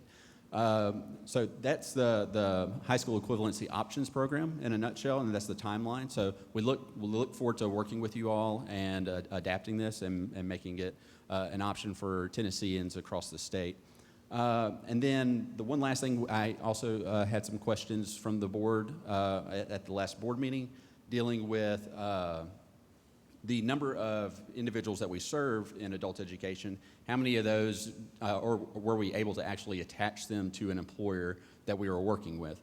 So currently, in the system that we're using, we don't have anything specifically laid out to track them as it pertains to that employer. We can track an activity saying that we're providing workforce education, but it isn't attached to that employer. So what we're looking at doing is taking an activity and adapting it and seeing if we can work with our vendor to create a field to where maybe it's a text field where we can put that information in, pull a report, and see how many students we actually have associated with certain employers. So hopefully that answers your question. So currently right now we don't have a way to track that. It's just they go into the pool of students, and that's how we can track them. Thank you, Ian. Who has questions in regard to his presentation? Good report. Thanks. Well, I have a comment. Ian Sorry, almost made it, didn't you, Ian? So I think I always have to talk about adult education because it's near to my heart. But so the philosophy here is, so there's 500,000 working age adults in the state of Tennessee without a high school diploma. And so the thought here is not that it's a one-off, it's just a gigantic high school. And so we should look and see what high schools are doing, K-12s are doing, and try to mirror some of that. And the best way to innovate is just copy from somebody else, right? And so mirror that, whether it's with credit, college credit while you're in the program, or whether it's job readiness, or whether we need to look at the diploma structure, or whatever the case may be. Just borrow the ideas from the traditional system, and I think that's going to bring us more of a mindset of that being a pipeline instead of sometimes it's an orphaned educational system. And so I think that's kind of the philosophy that's underlying all the good work that Ian's starting to do. Thank you. Thank you. Sorry. Yeah. Well, I probably don't need it. Do you have, and you may have published this, and if you have, forgive me, but do we have a metric around cost or investment per individual served? Currently, it's just based off a formula based on the funding that goes out, and so we have our local grant providers that are awarded the grant based on a competition, and so we don't have it attached to necessarily a particular individual because we're just paying teachers and staff, and the student's able to come in and just take part in that class. So it's not that we're actually giving money to an individual per se. So it's formula based on how much grant funding that area receives and then how many students they're serving across the year. I understand, yeah, that. I guess I'm more interested in efficiency metrics or something around if we have this much money spent and we're serving this many individuals, then, you know, how well are we doing in terms of applying these funds efficiently and most productively, I guess. Yeah, so we can do that. We can take the amount of money spent in a area, divide it by the number of students, and then you have the number served. And even more than that, maybe, if you want, that's certainly a service, but the productivity number really is how many have actually attained high school equivalency. So that's something that's a great idea to do, and just to see where we are efficiency-wise. And we can, because we actually can pull those reports by those local areas and then attach it to their funding and see how they performed overall and then whether they met their performance or not. Thank you. Good question, Stuart. Thank you. Any others? Marshall? I'm particularly interested in rural areas, being from Grundy County. Can we look at that? Do you have any way to look at this service, these metrics that he's describing it would be really interesting to see, how these costs break down depending upon where you live and the capacity to actually complete and so forth. Have you had any look at that, or do we have any way to look at that? Absolutely. So the commissioner mentioned the potential to serve number, and so the federal funding that we receive is based off of that potential to serve, and it's broken down by each county across the state. So a county is going to have an associated funding allotment based on the potential to serve within that area. And so within adult education, we strive to be in all 95 counties. Sometimes that's not the case, so we're in majority of them. And another issue or struggle that we have in rural counties is it goes back to the travel piece. So if we have a class set up that it's hard for them to get to it. And then also, how many people can we get to come to the class? Because we might have a one-off and then maybe they don't show up the next week. So it's hard to have a standing class for a period of time, to have a dedicated staff person there when nobody's showing up for the class. Right, and transportation and various other things drive the cost up for a much smaller cohort. Correct. Right? Mhm. Good question. Thank you. Yes, Casey. Can I build on that, Ian? Do Yes. we have, and I apologize for not knowing this, do we have virtual or e-learning set up for high school equivalency in terms of a statewide LMS or a platform that we're using? So adult education, this is something that I probably should have put in as one of the updates. So we're currently looking at, well, we're in the process, and we have about executed the contract for an LMS system. And so we're going to have that as an option, but currently what we use is there's several vendors that offer electronic education systems where they've built it specifically to prep for TABE or HiSET. And so local programs can use their funding to purchase those. In some areas, I know in Upper Cumberland, speaking with Linda, she's the director there. One of the issues is connectivity. So even if they have a computer even, and we have the module purchased, they can't take it home and actually work on it because they can't connect to the internet. Ian, how much contact is made with our local high schools before the end of the year regarding their dropout rate?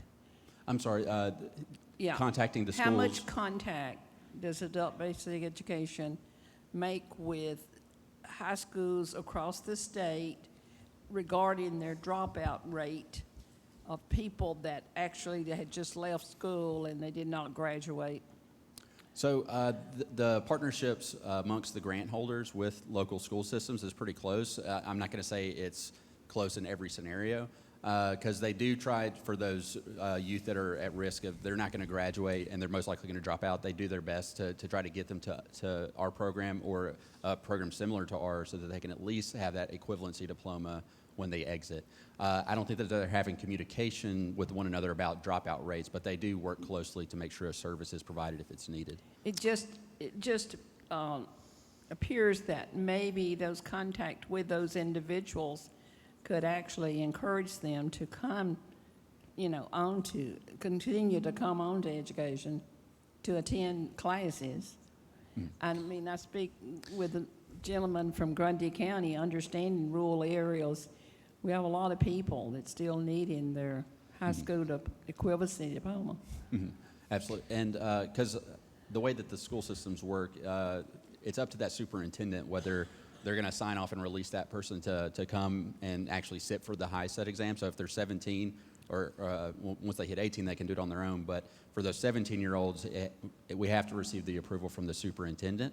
And so our hands are kind of tied at that point. And then especially with 16 and 17-year-olds, they're going to have to be released from that compulsory attendance before they can ever attend our program as well. So if I may, really quick, if EY was to do an assessment of adult ed, the one of the things that would be on that chart with impact, which was a great chart that way, is a better integration between adult ed and the 17-year-olds in education that everybody knows is not going to graduate. And so how do we get to them before they're actually 18?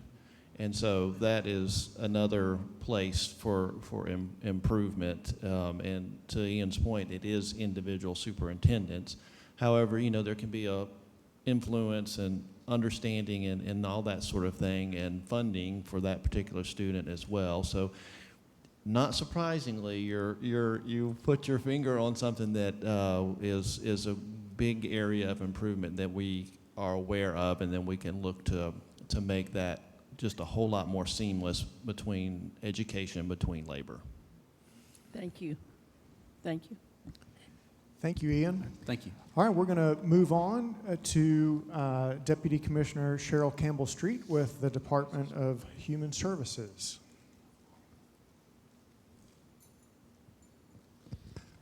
Thank you. Oh gosh, that was loud. Okay. Hi, everyone. Let me tell you, in my busy day, I can tell you that One thing that I look forward to is coming to the state workforce board meetings. This is truly something that I see that is such a great benefit for the citizens here in Tennessee.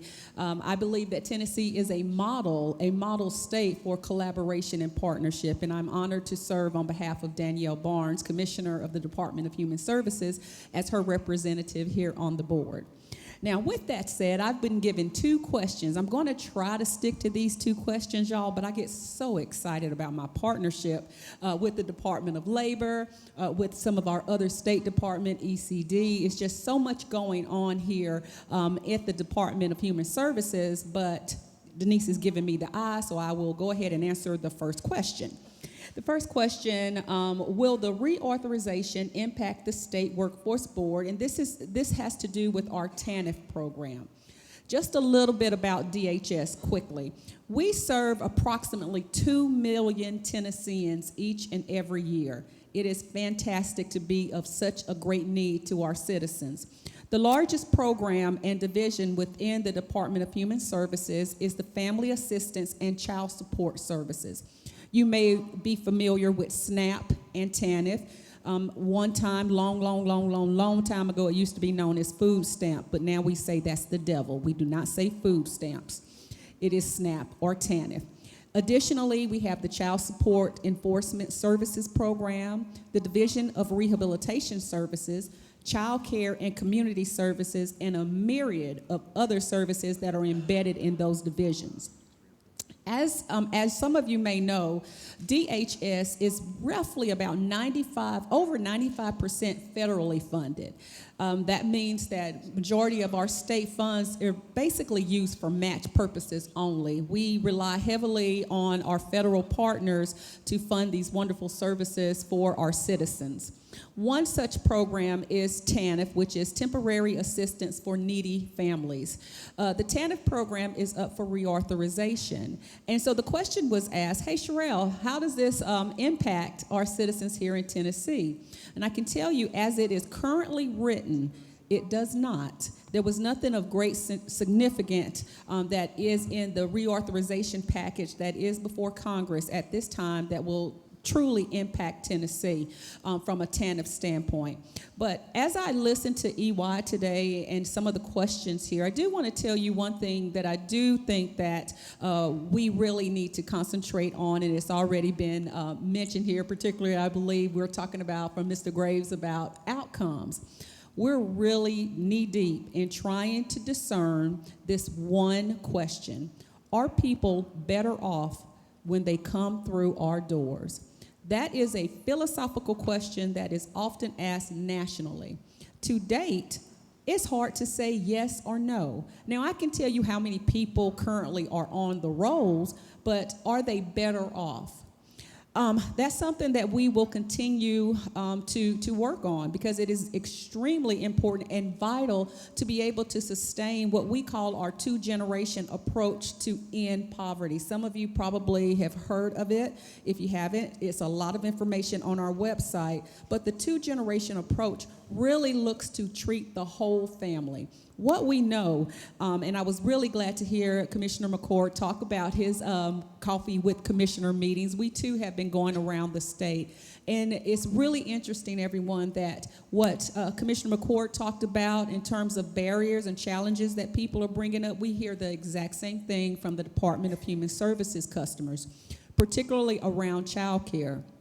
But what we have been really strategic about doing is building a data metric system to help us answer those questions. It has now become part of our core value. We are about continuous improvement and strengthening our data elements.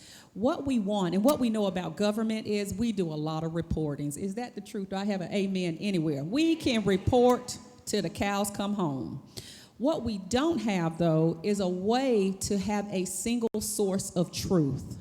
And what we're going to need to answer that question for someone in Grundy County or someone in Davidson County, are they better off, is a single source of truth. So we're going to have to figure out through systems, how do we just synthesize that data to be able to just click a button and get that answer. So we're working on that. And to me, that is the definition of improving the customer experience. When EY talked about the customer experience, I will tell you, I was like, oh, that's us. We use that phrase. It's in our vision statement. But what our vision statement talks about, and here's a bold, audacious word, we said we wanted to revolutionize the customer experience. And when we say the customer, we are speaking both internally and externally.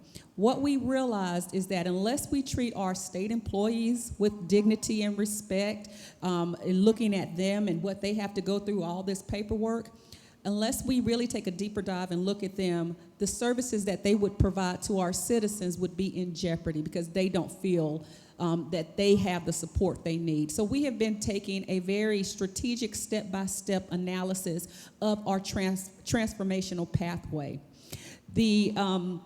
The other program that I want to speak just briefly on is one that is actually a mandated partner of our state workforce system, and that's the Vocational Rehabilitation Program, also known as VR, as if we needed another acronym, right? Vocational Rehabilitation is the program. It'll be 100 years old next year. It is a state federal program designed to assist persons with disabilities go to work. And I will tell you that that's probably my baby, my heart. I grew up in the VR system as a counselor, as an intern, through my graduate work. I have a really strong connection to working with persons with disabilities. And what we are doing at the Department of Human Services through our customer-focused goals, we are looking to revolutionize the VR program. One of the ways that we are doing that is through our Tennessee Rehabilitation Center here in Smyrna. You probably saw the sign, look for the TRC Smyrna. It is a phenomenal residential system center here in Tennessee. It's one of 8 in the nation. Governor Lee had the opportunity to come and do a grand opening, if you will, for a new program that we have there. And we partnered with CVS Health, and we now have a certificate program there. It's a vocational training center. And we have a certificate program there now with partnering with CVS to have our students become pharmacy technicians. We did that through using our labor workforce information to say, what are some of those jobs that are in high demand? Childcare workers are needed, in which I can talk a little bit about some of the things we're doing around that, as well as healthcare workers. So CVS said, definitely, we are here to partner with you. We have several vocational tracks that you could take there. And my goal is when Dr. Puryear speaks again, she's gonna have DHS as a partner up there because we're embedded in that day to day. So I'm really excited about that. Now, childcare, quickly. When we talk about childcare, one of the things that we know, and we have been really talking to a lot of employers, they say that the number one reason that they are losing staff is because of the high cost of childcare. We actually have data around that some employees will not take a higher pay because they have to stay where they are in order to afford the childcare. You would be surprised what a 50 cents raise will not do, or could actually cut you off from a lot of your benefits.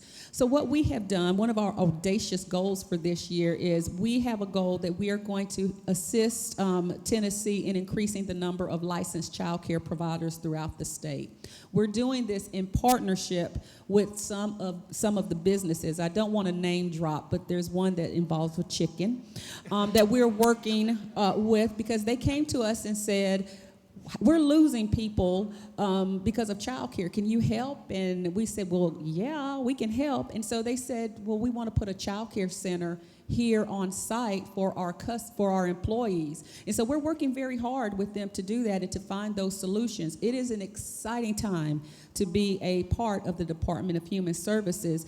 And I will tell you that I would not want to be anywhere else, and it's because of that wonderful leadership team over there, because the partnership that we have with ECD and with labor allows for people to start looking at DHS differently. We no longer are considered a welfare agency. We are workforce. We are workforce. People come through our doors. No one wakes up and say, hooray, I'm poor today. I'm going to DHS. Woohoo.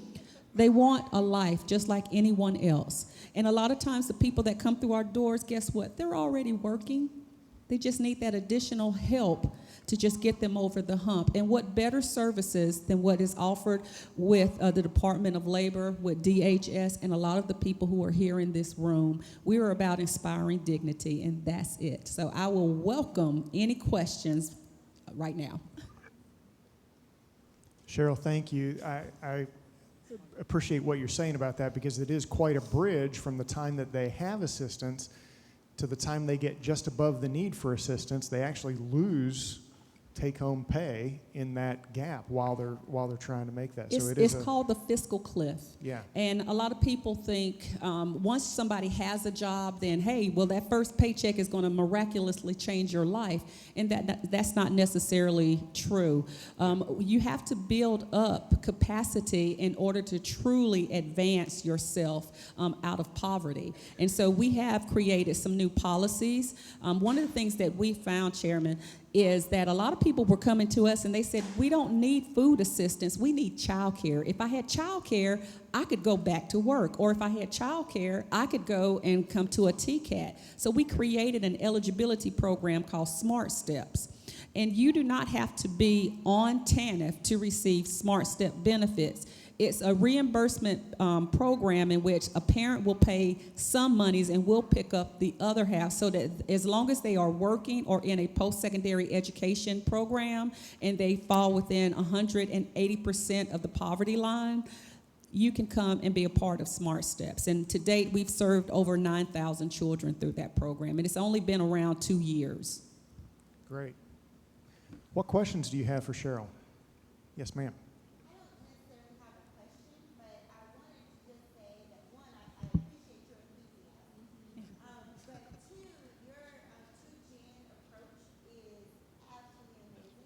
Thank you. And I encourage anybody who hasn't looked at it or needed to do so.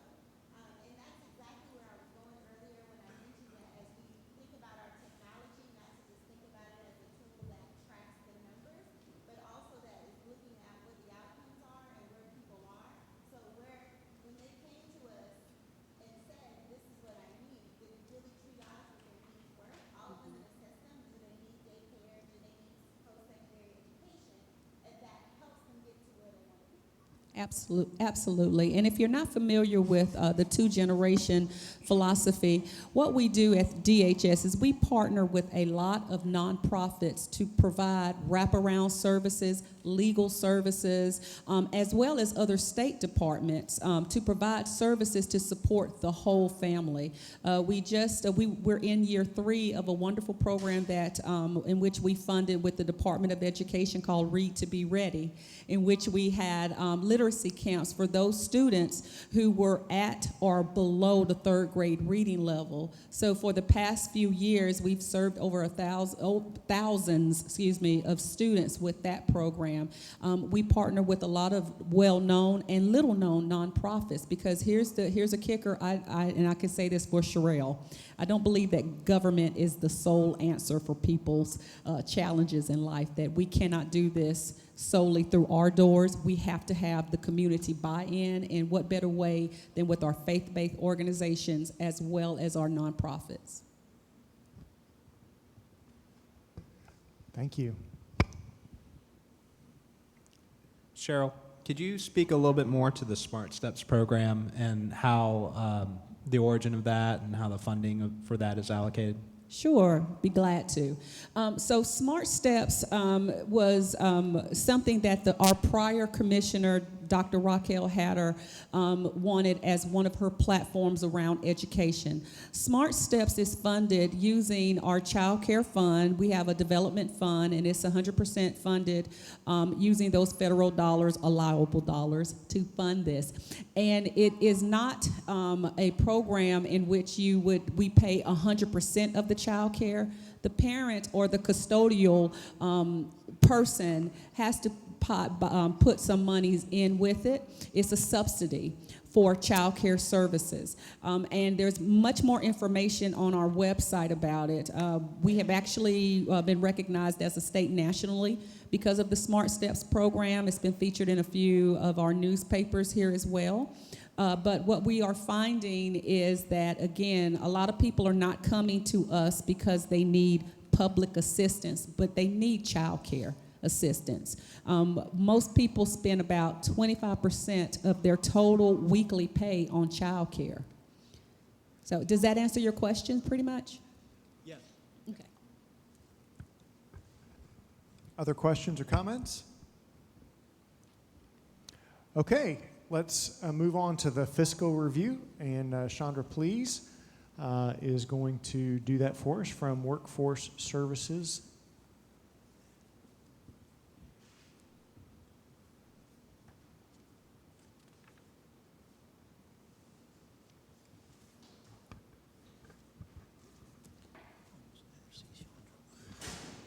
Good afternoon.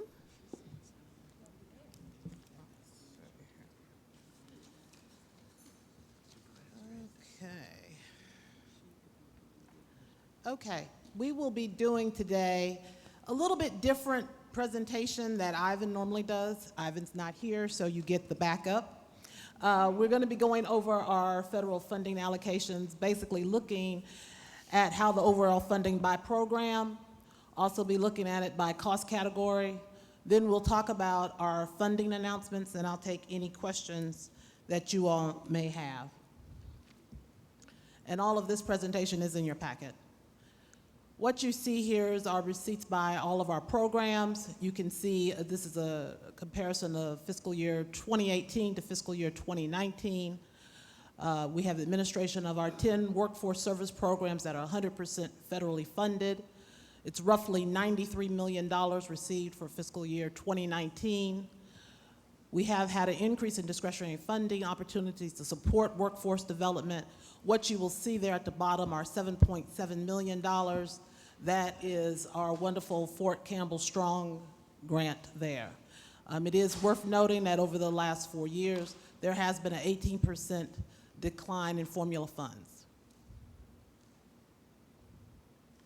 This particular slide shows our cost category. You're looking there at your salaries, your benefits, travel, et cetera. And you can see it's pretty much in line. When you look there at our grants and subsidies, if you question what that is, that's where our local areas, and that's where our grant recipients, that's where that is identified. We have had a decrease in grants and subsidy expenditures, and that's related to the realignment. Okay, we talked about this in oversight. This is our first funding announcement is the Rural Initiative. This does support Governor Lee's initiative to promote economic growth and prosperity in our rural counties. What we've done is this funding allocation is in the amount of $3 million. We've taken $3 million from our state reserves that's been designated for this. We have here two tables that are indicating the allotments that are going to be distributed in a 60-40 ratio for the distress and the at-risk counties.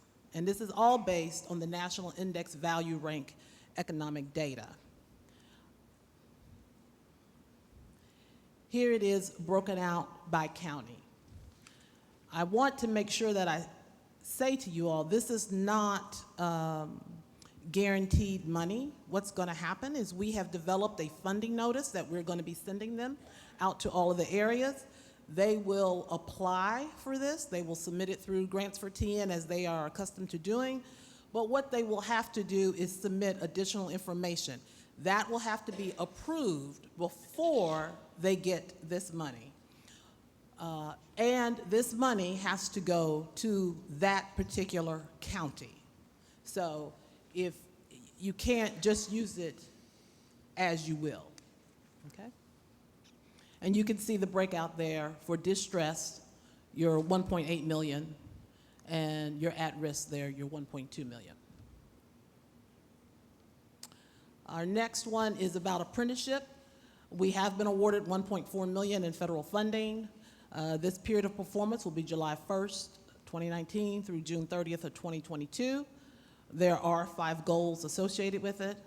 Again, number 1, we're creating a statewide apprenticeship playbook with tools, developing a clear policy framework for high school apprenticeship programs, including pre-apprenticeship.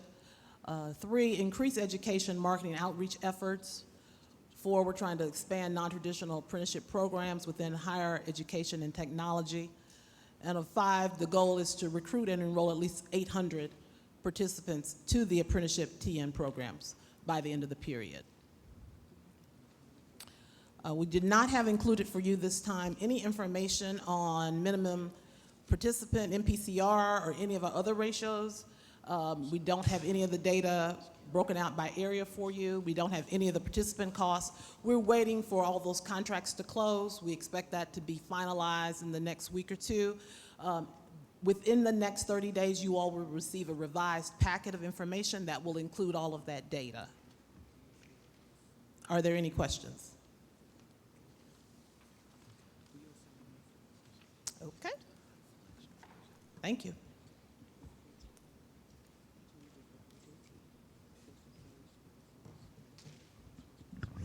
Any other questions for Chandra? Very good. Thanks for the good report. Okay, let's move on to the reports from the committees from this morning's meetings. So starting with the Operations and Oversight Committee, Mayor Anderson, do you want to share your report? Thank you. Thank you, Mr. Chairman. We met this morning. We covered a variety of things. We heard several of the reports you've heard today. We looked at some state key performance indicators. We did have one item that is going to require some action today, and that is the common exit from the WIOA partner programs, which outlines the state's use of the common exit days for participants that are enrolled in programs under the WIA core programs offered at the job centers and the certain partner programs. In the documentation that was given to us on page 2 of our report indicated not to exceed, do I need it? Not to exceed, it was mislabeled, it was not to exceed 45 days when 60 days should be the appropriate thing. So with that being said, we amended it, passed unanimously, and I so move that we adopt the common exit from the WIO partner programs. Mayor, it was 90 days, not 60 days. Yeah, clarification, it was a 90-day You are change correct. rather than 45. We adopted it to 90. I don't know. I had 90. Yeah, that's all right. What else? We need action on that, so I also moved. Okay. All right, anything else from your committee? You got to get a vote on it. You got to Oh, I'm ask for a sorry. second. Thank you. Any discussion? Yes. Can a member of the team clarify updates on this policy that are differ from current, or is this brand new to connect with what's in federal policy? So this is an update to establish common exit among the partners, and then also the change in date. We heard from our local areas to get some feedback that the initial time frame for 45 days was just too soon. And so this was also in response to, if you recall, a couple of board meetings ago, we talked about one of the key findings from the comptroller's office was an observation around exit, that there needed to be more policy work from the team. And so we shored up the policy and worked with the locals to establish what we thought was a 90-day time frame, which will allow for proper exit and follow-up. And so that's what really spurred the policy. Does that help, Casey? Yeah, absolutely.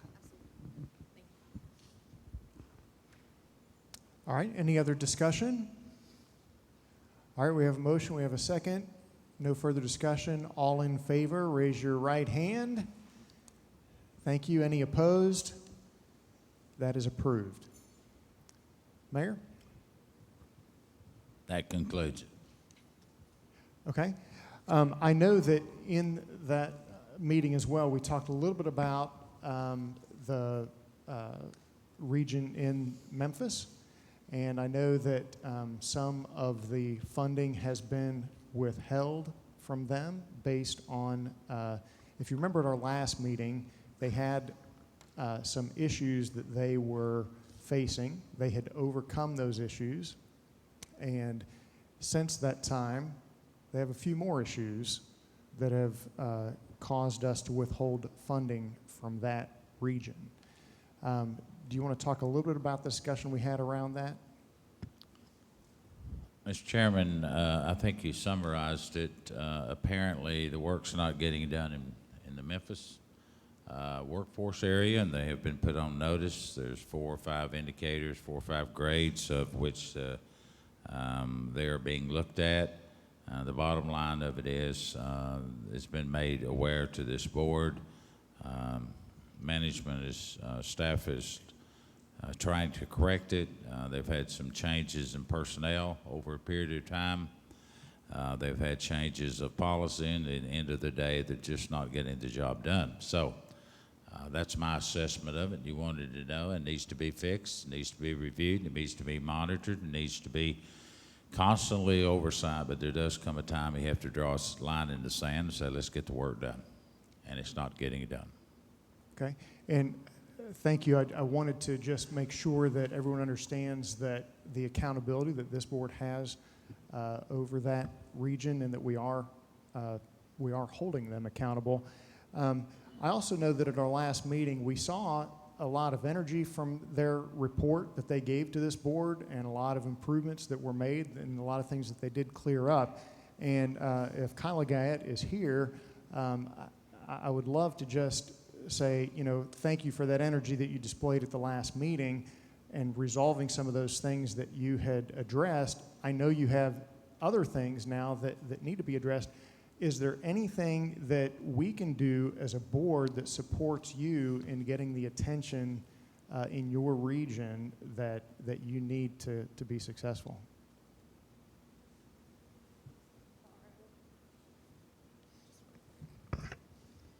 So I want to thank all of you for the incredible amount of patience that you have shown with Greater Memphis. I am, of course, inherited a lot of these issues, and we are working every single day to try to get that board to what I would call a highly functioning workforce system. It's not there yet.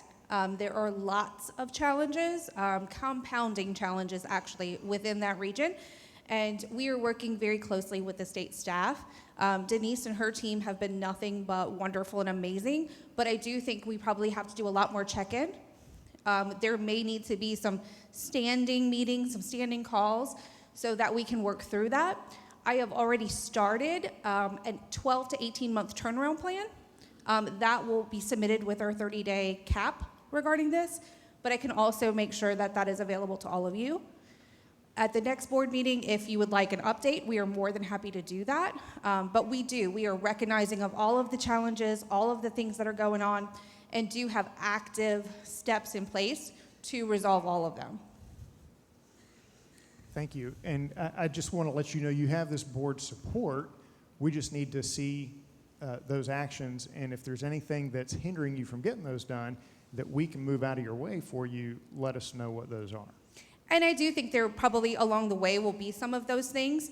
And I know Denise and I have talked about a couple of them, and I think there will be some things that we can clarify. We may be able to make a little easier for that situation.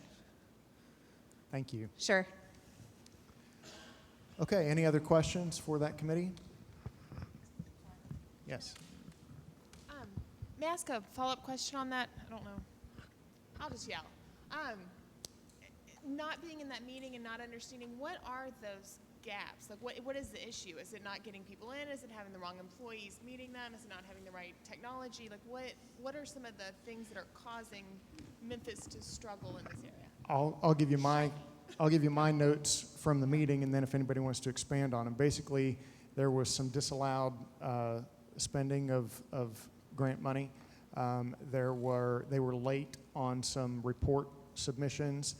There were some deadlines not being met for some meetings that they were supposed to report at, and then as a result, some of the youth in that area are not being served because of that. Is that you captured a pretty good summary? Okay. That's helpful. Thank you. All right, any other questions or comments? All right, let's move on to the Innovations Committee and Chairman Warren Logan. Mr. Chairman, we didn't have really anything that requires a vote, so I'm just going to summarize a couple of points that came out in the meeting this morning. One was the SAS system, which stands for Statistical Analysis Software. That's being implemented, and really it's a data solution for enhanced market information, which will be probably reflected in the upcoming dashboard report. This is some very unique and powerful software. It's in about 118 countries right now, and it has the ability to both understand any type of data, it can access data from any software in any format. So it's a very powerful tool that we're going to be implementing that will be reflected, as I indicated, in the upcoming report. The other couple of areas were special projects in which Lane Marks provided the board with an update on the technical assistance that's been provided to the local areas, and also committee provided an update of the Fort Campbell Strong project and the apprenticeship expansion grant, which was just received about $1.4 million. We indicated that in that grant, of course, it's a 2-year grant, but it's going to require placement of about 80 participants, which is kind of a fairly ambitious number for that period of time. So that's basically the sum and essence of what took place in the Innovations Committee meeting this morning. Very good. Any other comments or questions for that committee? As my first meeting with the committee, I'll have to tell you I was very impressed by the presentation, and then just reflecting on the EY conversation, I think that the analysis tool that they're putting together actually offers a great deal of opportunity to map out this customer experience and potentially visualize some of that. So I think there's some really nice things going on, and I would definitely, you know, it's been wonderful to participate with that group. They're really moving some really fantastic tools. Very good. Any other comments? Okay. Yes. One quick comment for the board, or question in that regards, the discussion on Greater Memphis, and just so that we're clear, we want to know what would be the expectations in the next board meeting or the follow-up that would give you assurances that we're addressing the issues that have been presented and moving in the right direction. So just wanted some clarification from the office staff to know what would you expect from us moving forward. I have a very selfish request, but from ECD's standpoint, as we're trying to connect local businesses into that region, we seem to have a consistent workforce challenge. And so I don't know the details on that, but I would love to get with you after this meeting, and maybe we could identify some different action items that would help. We have some large businesses in the area that are closing, and just a lot of concerns about the continued growth. The Shelby County area has I think it's the nation's youngest workforce, and that's something we need to really capitalize on and identify how to use that to ensure that they get the skills needed to be employed. So I think there's some action items, I don't know them offhand, but selfishly from ECD's standpoint, we would love to have that conversation. I think one of the things that we're wanting to know is, you know, first of all, the plan, specifically what are the countermeasures that they're going to be implementing to make the improvements that they, you know, that they're deficient in. But more than that is, you know, what is also the plan to prevent this from happening again. We've got to make sure that the system's in place, that they're constantly being checked, and they're constantly ensuring that the system is working, and that we don't wait, you know, 3 years from now, we're back when they're being out of compliance again. So, you know, we've had the situation, we've learned. Let's make the improvements and then ensure that it doesn't happen again. I think if we have that very clear, I think it'll provide us with some confidence that we're going to be successful. But also, you know, going back what Ann mentioned too about the youth, I think one of the things that was concerning is that they mentioned that there hadn't been any youth enrollment in the last 5 months. That's correct. So, you know, if we have one of the youngest youth workforces in the country, and we're not enrolling them, that's a huge issue, because they're not getting the skills and the support that's needed for them to be successful in the workplace. So, Yep, and I would follow up on that as well. I'm really pleased to hear there's a very specific 12 to 18-month turnaround plan. However, we heard from E&Y this morning, we're really good at writing strategic plans. We're not so good at creating the roadmap with specific performance indicators and milestones to hold us accountable about how to get there. And so I think in that plan, hearing not just, hey, this is our vision for the next 12 months, but these are specific milestones along the way, and then are we red, yellow, green on those milestones? Have we met them in the next 3 months? Have we met milestones we expected to in our 3 months of the 12? And then if there's some that are yellow or red, what is the blocking character? What is a barrier? And so, again, from the Department of Education's perspective, that youth enrollment is concerning. And so I think if there's a barrier, perhaps it's stakeholder engagement. We're not being able to get the right meetings. We're not being able to form the partnerships or the relationships. Wherever we can step in and provide support to help remove those barriers, to make sure that those milestones are clicking along, that we will be happy to do that. If I could, as a person from the greater Memphis area, I do want to point out, and not so much as an excuse, but since in the past year, we've had 3 different executive directors, right? And so as Kyla has stood up and said, I did inherit some of these challenges, I think that it's also to acknowledge the fact that she has made a tremendous amount of changes in the time that she's been there, but there's only so many hours in the day. So I do agree that some specific milestones are necessary, absolutely, because I think that you have to be able to measure where you're going to know if you're really getting there. And I am encouraged by the fact that she is spending quite so much time with Denise and understanding the overall vision and views of what needs to happen. But I do think we also need to acknowledge that there is a tremendous amount of cleanup work that she has to do. Good comments. Yeah, Stuart. May I? So 2 things. One, I totally agree with the need for timely metrics and indicating progress towards a final solution that we can move forward with successfully. I definitely hope that we scrutinize the timeline and make sure that, first of all, out of the committee, the message was that we understand there's a prescriptive process that they go through, and we need to give them time in that process.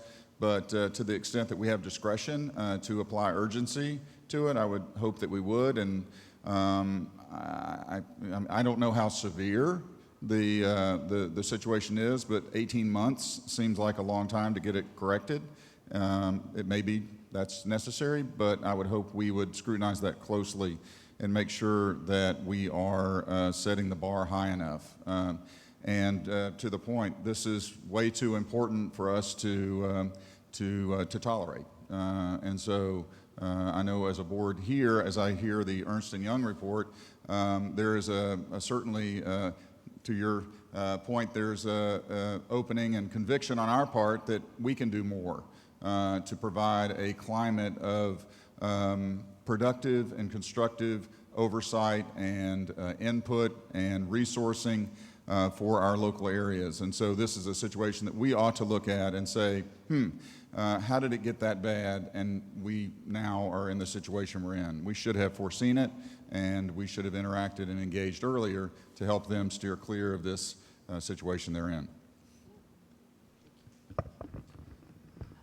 Thank you, Stuart. And to your point, so a couple of things. One, we will share not only the CAP, but also the transformation plan that Kyla will share to this board within the 30-day time frame that the state has assessed. In addition, it seems like there's room to really focus on, because within the non-compliance report that was issued, there are items that obviously have more severe penalty and risk than others. And so in order to help this board make the decisions that are critical to the success of the workforce system in Greater Memphis, we will identify those items that really are the most critical, those that compromise the very foundation of the local board's responsibility. And I would also just ask this body to also be open to sharing your ideas with the local board. One of the tasks as state staff, we have to ensure congruency between state boards and local boards. And so it may be necessary to work with this body to issue, in addition to non-compliance, sort of a letter outlining the severity of some of this to the local board who has ownership, much like this state board does, ownership over the local strategy for Greater Memphis to ensure that there are necessary process and operational controls that are preventative in nature so we do not have this reoccurring.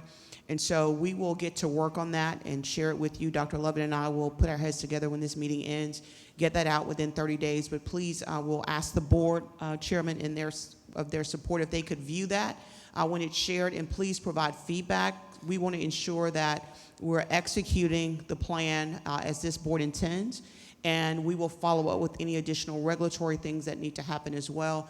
Just please note our goal is to support Memphis during their transformation, but we certainly feel the urgency.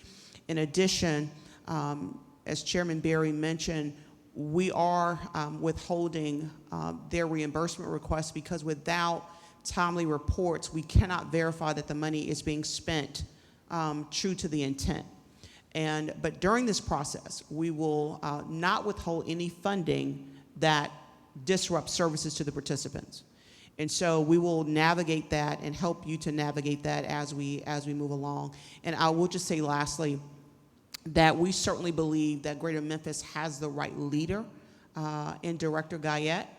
And we will continue to work with her to ensure that these obstacles are overcome in a timeline that makes sense. And so we will provide some follow-up. In addition, we will also ask Director Guyette and also our Regional Director, Mr. Causey, to provide some follow-up at the next board meeting to this body to also ensure that it's moving with the amount of urgency as you expect. So thank you, Mr. Chairman.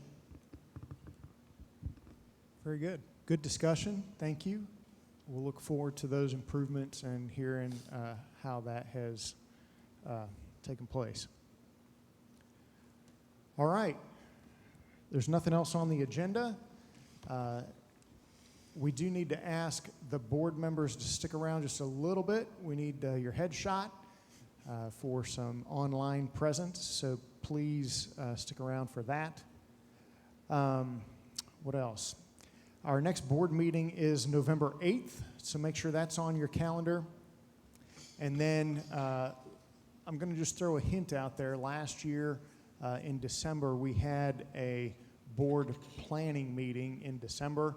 That went very well. I thought it was quite productive, and I feel that I got that same input from other board members. I know we have some new board members, and I think that would be especially with new Assistant Commissioner Dr. Lovett, I think him being at that kind of meeting would be beneficial. So don't have a date for that yet, but just know that we might have something like that in the works. All right, anything else? All right, thanks for your time. The meeting is adjourned.